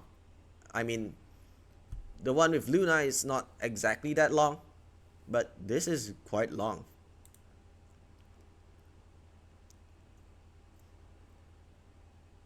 Yeah, this part with Luna, I think I think because Luna, we have our own moment with Luna back when she requests time off to go to her home world. I guess that is when that part of Luna's run is the longest. Yes, that's why that's why it feels short when during Luna's Luna's time off. Yeah, the episodes with Vela are kind of short, and we hung out with Kai at some point, and it's one of those scenarios. So apparently they saved like the really long one on this episode. I can already smell the delicious feast that surely awaits me. which encourages me out of bed. I quickly get ready and join the family downstairs for another delicious meal. The atmosphere tonight is a lot more relaxed and the conversation flows naturally. Vela's parents are more than eager to share stories about Vela's childhood, much to her dismay. No matter how many times she tries to change the subject, everything seems to remind them of a time Vela did something funny. Varian also participates in the conversation this time. Since our talk, his entire demeanor has changed. He's all smiles now and has some very witty comebacks. Varian and Vela's back and forth reminds me of me and Celeste, and it warms my heart. We chat until it gets late and Vela and I begin yawning. Everyone decides to turn in for the night, so I return to the guest room and soon fall asleep.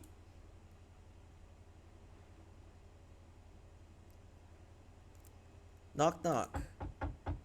A series of knocking wakes me up. Who is it? It's me. Can I come in? I sit up in bed with a yawn. Yeah, come on in. I also talked a lot about Ace Academy, and now the time is near an hour and past an hour and 45 minutes. Now it's 46 minutes to be exact, right? Yeah. Vela enters the room holding a tray. She smiles and I grin back. Morning. Good morning. She approaches me and sets the tray on the bed. It has all of my favorite breakfast foods, a mug of coffee, and a glass of juice. Everything looks great and my stomach rumbles eagerly. Whoa, did you make all of this for me? She nods, grinning proudly. I thought I'd surprise you with breakfast in bed. My maid waifu fantasies are coming true. My maid waifu. It's almost perfect. Just one thing missing. Vela blinks. Oh, what is it? I thought I remembered everything. The maid outfit, of course. With that, this would have been utter perfection.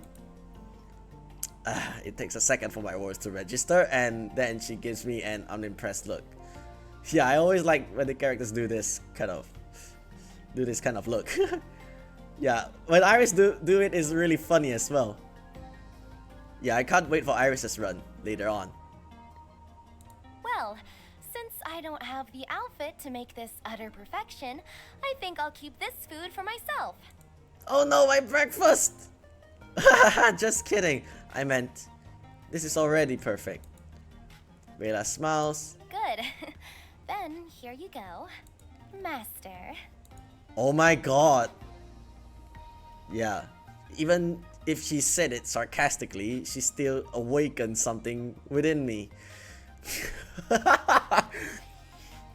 I am very grateful that there's a tray covering my lap. Yeah. Especially the morning wood. Yeah. Morning wood. Yeah, just gonna say that. It makes the morning wood even more woody. If you catch my drift. Anyway, let's move on. Thank you. She hovers nervously beside me, waiting for my first bite.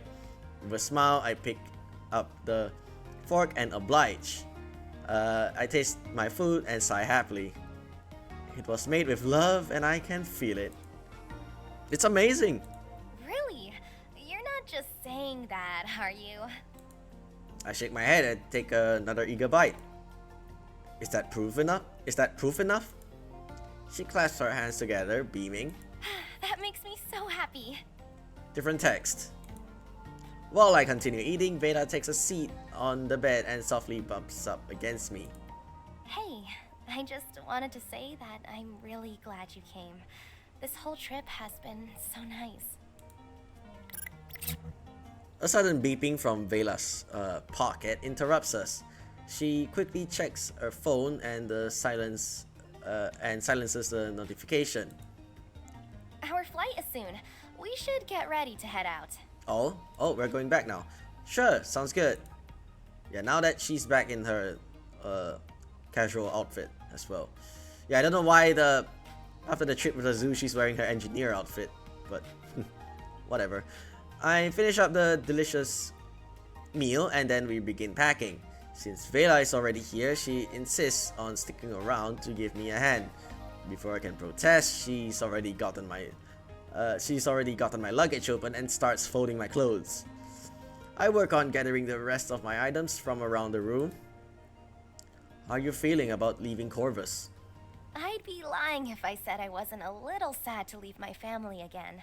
But I'm also looking forward to being back on Eidos.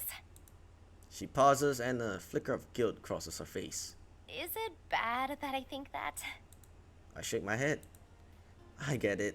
This was a nice mini vacation, but now it's time to get back to what we do best. It helps that our line of work is basically just going on adventures. She giggles and nods. Definitely. But honestly, the best part of exploring is getting to do it with you.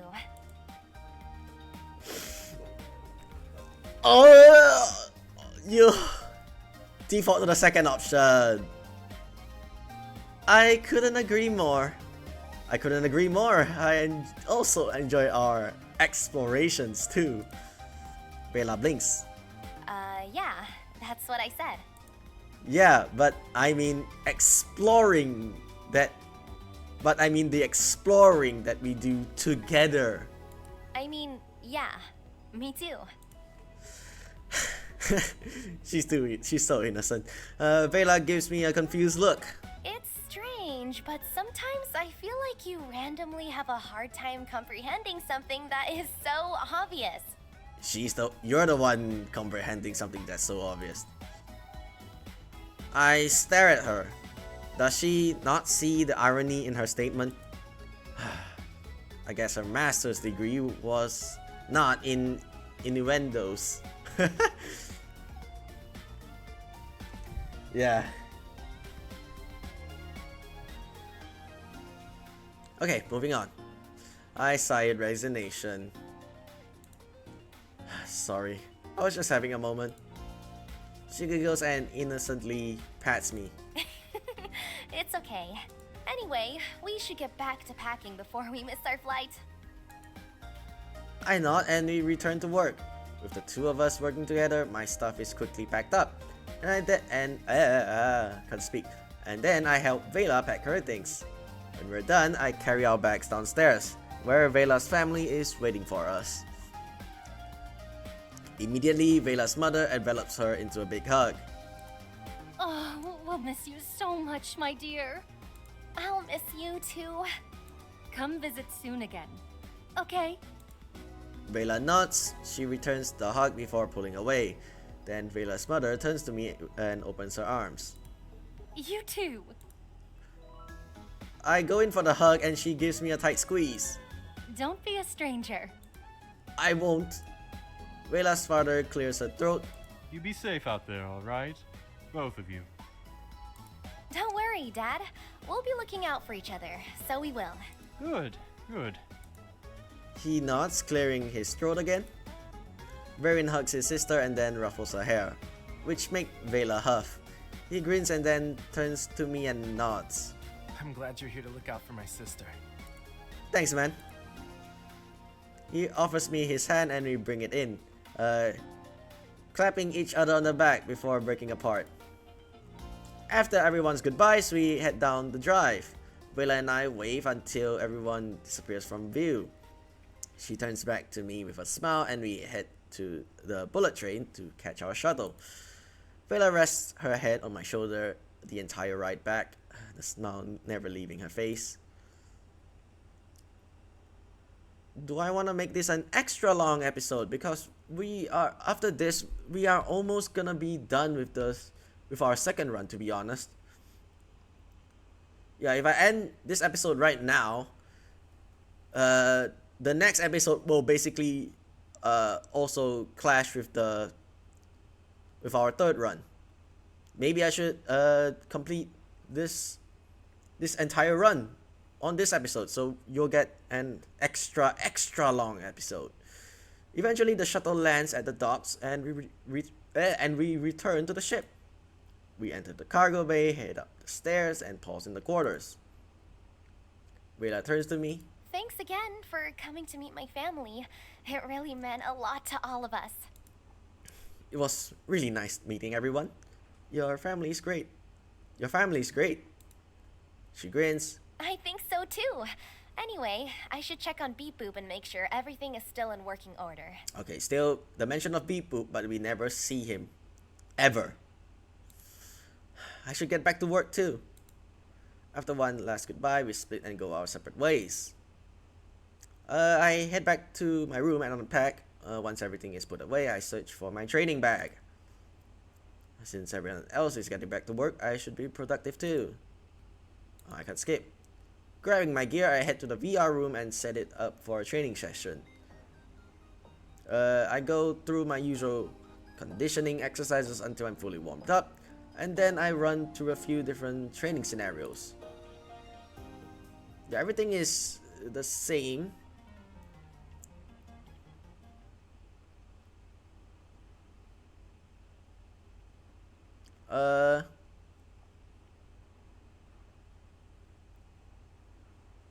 First option this time. Kai glances at me, but I stay quiet. The ladies were pretty clear that this is a girls only event. Iris refocuses on the group. Hold on.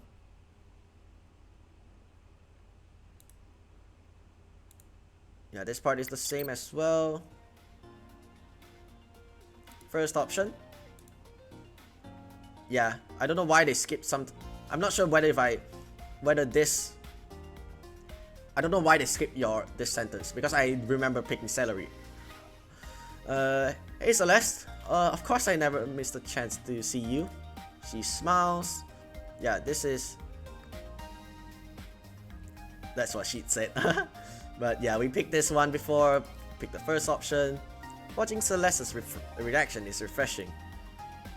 Yeah, I've seen the ship so many times now that I've forgotten what it must look like to a newcomer. Well, luckily, I'm here to remind you. I nod, grinning. Ready to go inside? And yeah, we skip everything here. Keep skipping. First option. I smile proudly. That's really nice. I'm glad you're making friends at school. Celeste blinks. That's it? Yeah? You aren't going to say anything more? I stare, confused. I thought he was just a friend. He is, but he's also a boy who I'm talking to at school. Okay.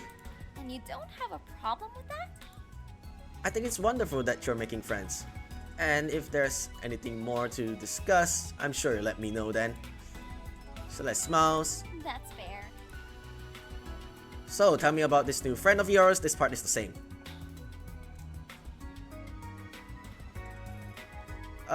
First option this time.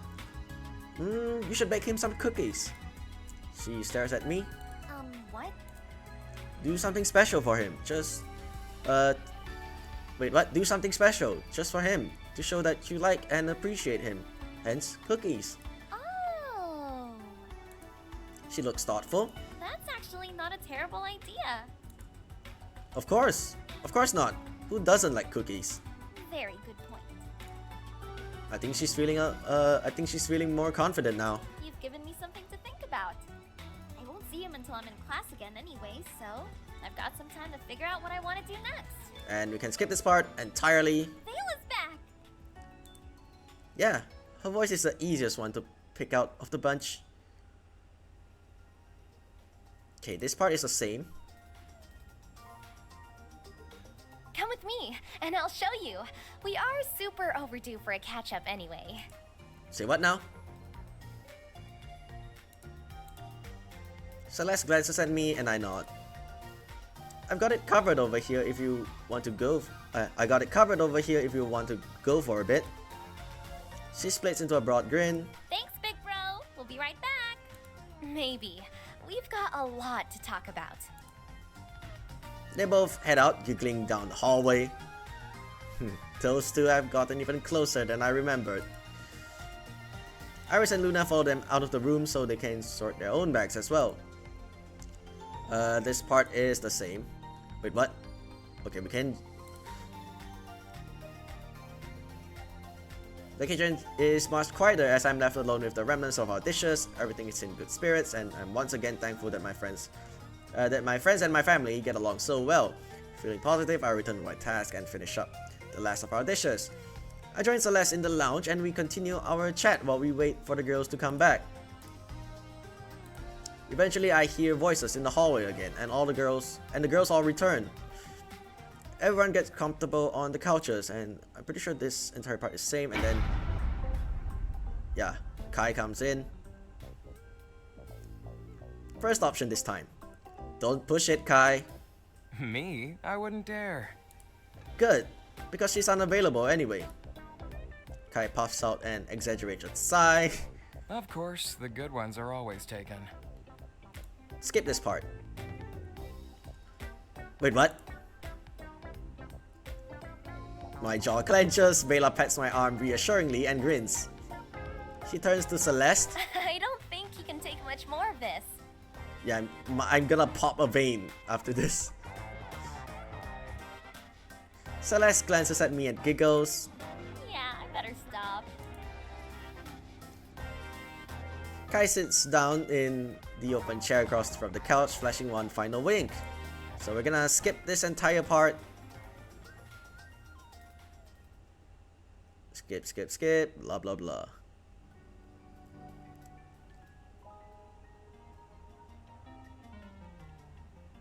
Yeah, and she performs for us.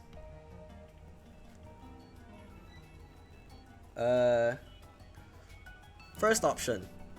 I think that this song that will I think that this is the song that will make you famous, and I'll get to brag that I heard it first.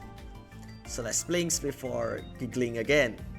Now you're just being silly. No, it really is that good. I don't know about that. Well, we'll just wait and see then. She laughs.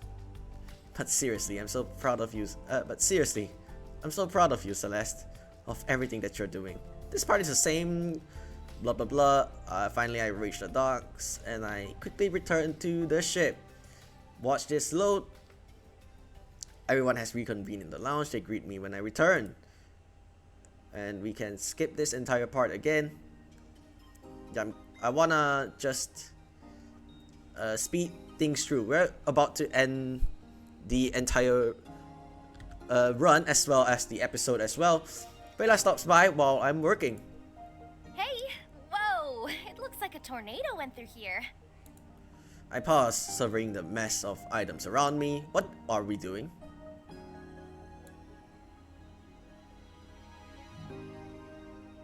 We're about to end the run now. That's funny. I feel like a tornado kite.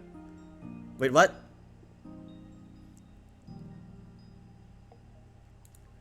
That's funny. I feel like a tornado came through here. She giggles. Well, I guess we did end up storing a lot of random stuff in here. She steps inside and picks up the nearest item. What are you doing? Helping, silly. I'm just waiting for a diagnostic to finish in engineering, so I've got time. I grin. Thanks. Now we can create tornadoes together. She giggles and nods. With the extra help, we finish up just as the new equipment is delivered. The rest of the girls help bring everything up from cargo, and then we put it away. It's a lot of work, but we finish with plenty of time before dinner. It's all anyone can talk about. Kai has been tight-lipped about the menu, but I don't mind. I know whatever it is going to be good. Is this all the same? Yeah, everything here is the same until we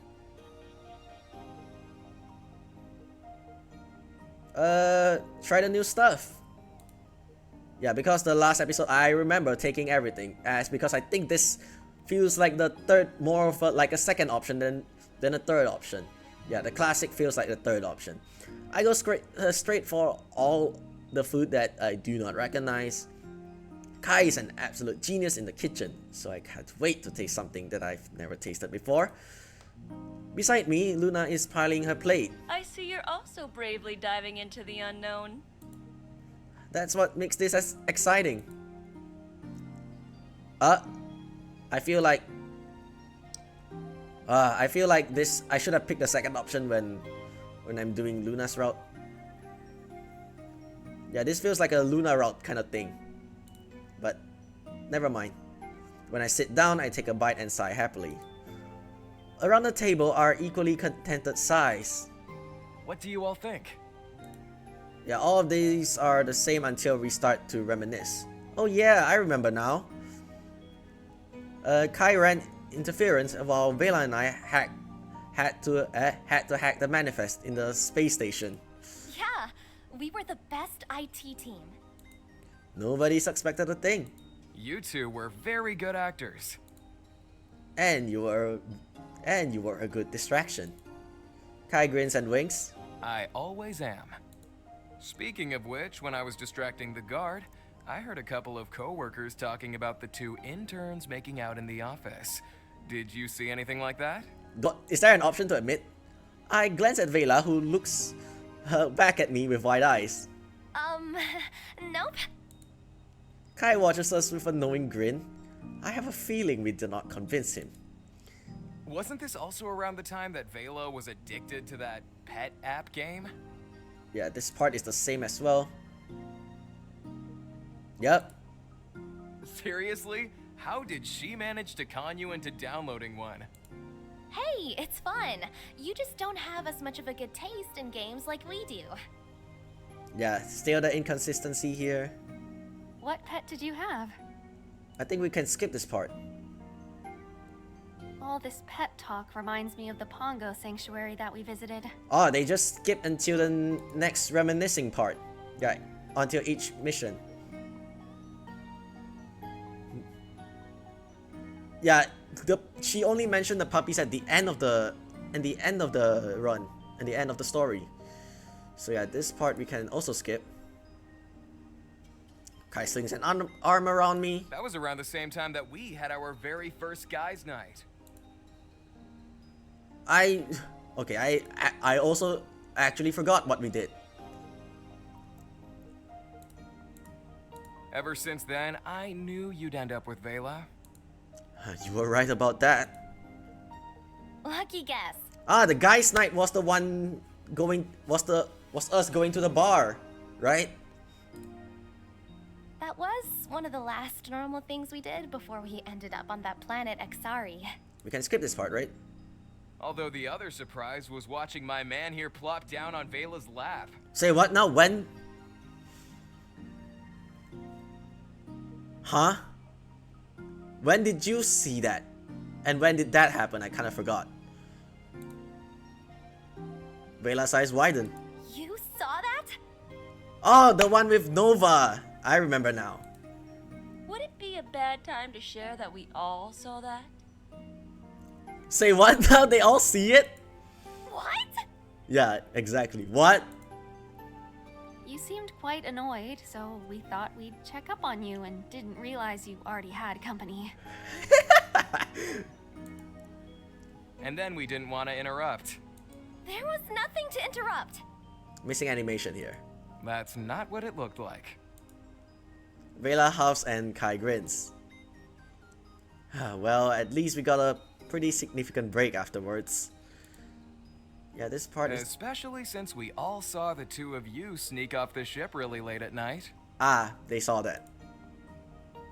Luna smirks. If you needed some privacy, all you had to do was ask. Yeah, Luna also saw that. Because we know she saw us leaving. We went stargazing. I believe you were certainly gazing at something, which may or may not have been stars. I don't know what's the positioning here. That's probably a bug. No, really. Yeah, Vela should be right here and Kai would be here. The team chuckles. At least that wasn't as bad as some of your other romance ideas. I heard about the wet shirt and getting stuck for real. And how did you know that? Vela blushes. I think you mean your ideas. Kai shakes his head. What you did is not what I advised. Well, it all worked out anyway, considering they're together. Iris nods. In that case, I take all the credit. You're welcome. Vela and I glance at each other and then laugh. Anyway, our break was fun and all, but not as fun as the next big mission we had. Can we? Yeah, that was really fun. It didn't even feel like working. Is this the security job? After that, it's been smooth sailing ever since. We really have come a long way since then, and we can skip this part.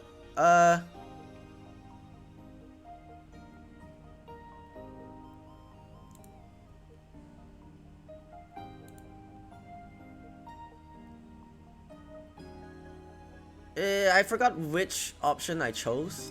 Gonna scum save here. Can I pick this?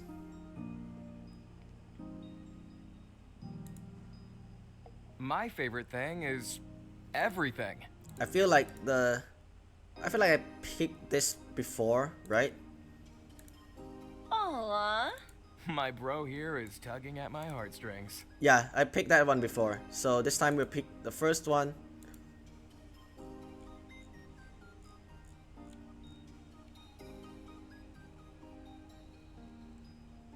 Yeah, I think this is the second option is for the Luna route where the second family is her, right? I don't know. I have to say that it's all of the new places we visit and situations we get ourselves into. No 2 days are ever alike, and I never know what we'll get up to next. I agree.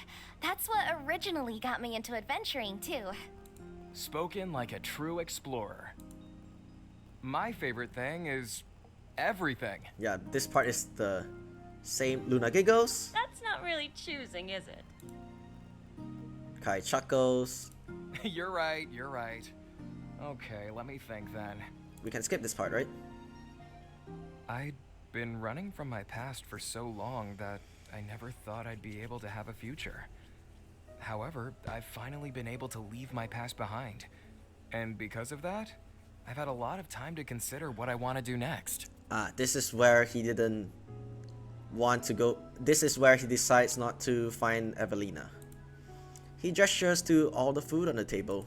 I've always enjoyed cooking, but what I enjoy even more is knowing that my food can brighten someone's day. I've decided that it's time for me to take this to the next level. Are you saying what I think you're saying? He nods. I want to start my own restaurant. That is an amazing idea, Kai.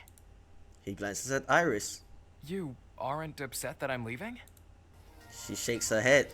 If this is what you want to do, then I fully support you. He smiles. Thanks, Iris.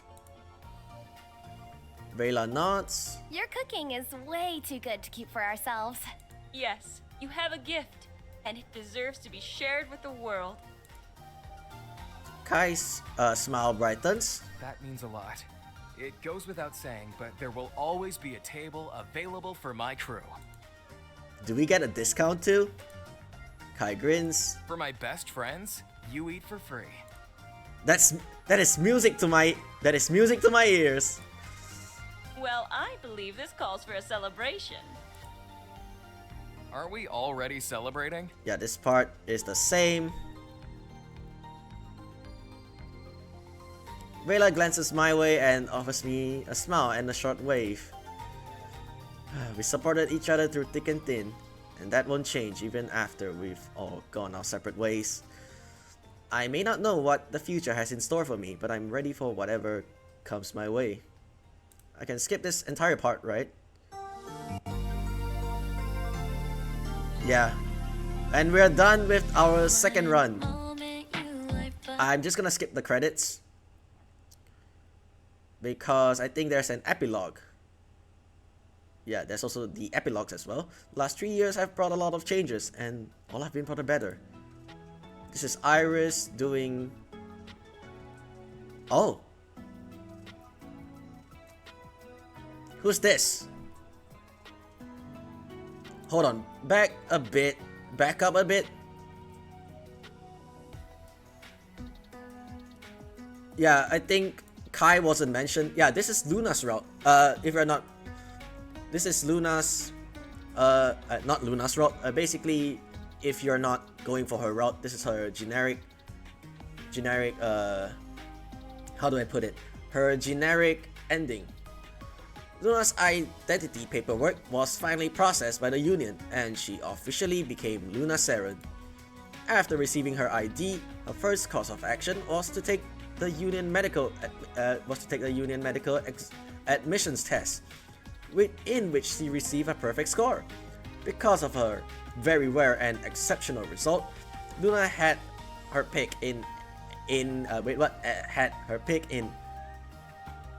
Luna had her pick of any pre-med program. She continued to accelerate through her courses, finishing her program early, and was accepted into the residency of her dreams. I wonder who this kid is. Was it a reference or someone like, how do I put it? A cameo? Yeah, I'm not sure if it's a cameo or just a random NPC. I don't know. Luna continues to win over her colleagues and patients with her playful smile and gentle charm. Next up is... Oh, Kai doesn't have his own CG if he opens his restaurant. Kai spent some time perfecting his signature style before he opened up his first restaurant, the Eidos Lounge within the Union. As expected, his food was extremely well received, and the critics raved about his fresh and innovative style. Most recently, Kai earned his first Michelin star. Yeah, this is basically every real life reference, obviously. And the Eidos Lounge became a popular destination for flavor connoisseurs around the galaxy. However, despite always having a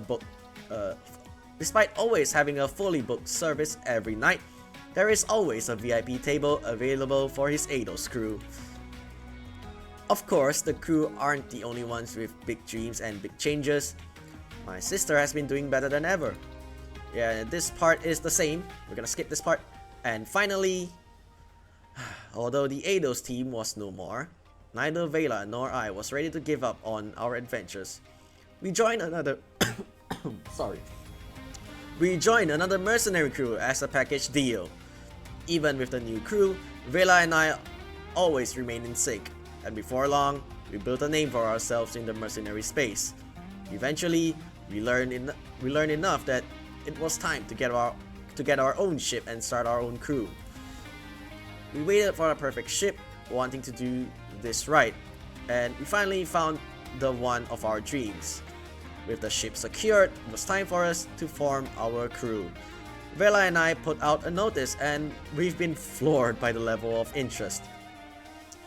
Speaking of which, I wonder whatever happened to the Eidos transport ship. I wonder what Iris did to it. Maybe she sold it, or maybe she keep it as a memento. Maybe we'll figure it. Maybe we'll find out in her route. But for now, we're just gonna end our run with Vela. In fact, that's where we are now, getting ready to meet potential prospects for our team. I'm admiring our new ship in the dock while I wait for Vela to return with the rental to take us to the venue. I hear a rumble, and when I turn around, I see Vela standing in front of a very sleek motorcycle. She pulls off her helmet and grins. Well, I guess her CG is kind of the same as a generic route. You ready to go? As ready as I'll ever be.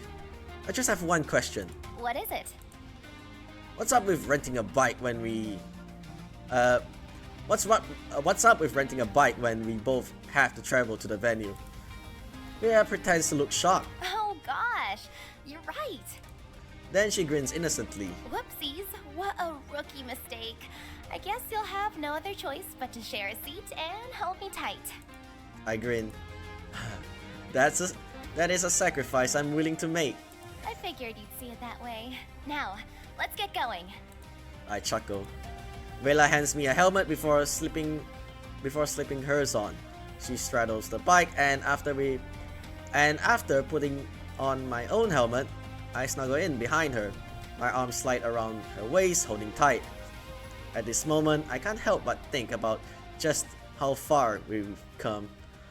We've been together through thick and thin, and our relationship has grown stronger than ever. Now, we're about to start a whole new adventure, and I'm thankful that I'm taking this next step with my true love. Whatever comes next, I'm ready for it because Vela's by my side.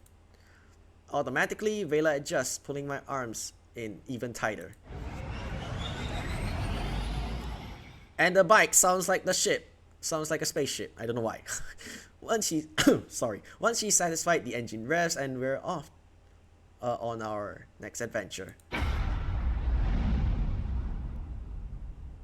The end. So yeah, that is the second run. That is our second run with Vela as well. So yeah, with these 2 hours, I'm not sure what exactly the title should be without obviously hinting the end of this run. But yeah, I'll think about it when I upload this episode.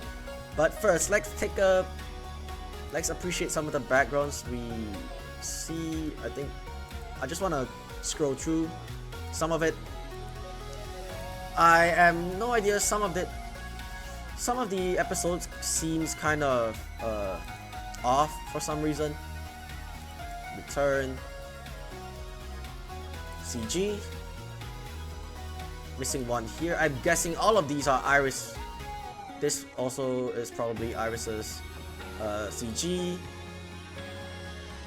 Missing 2 right here. Missing 1 right here.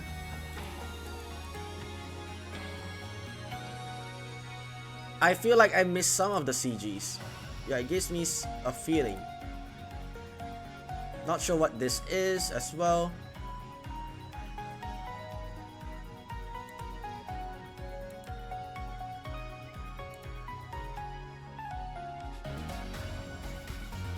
Yeah, I guess some of the sometimes you can't pick the second option as a default because I think some of it are missing. It's safe to say this entire page is dedicated for Iris.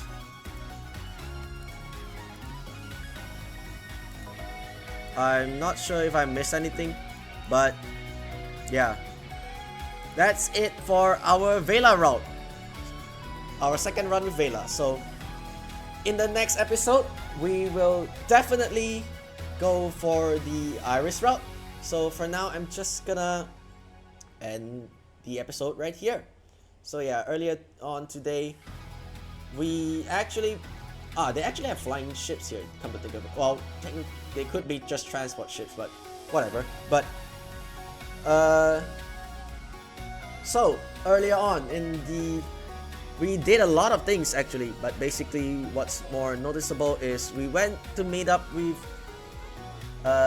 Zeke and also confronted both Helen and Zeke.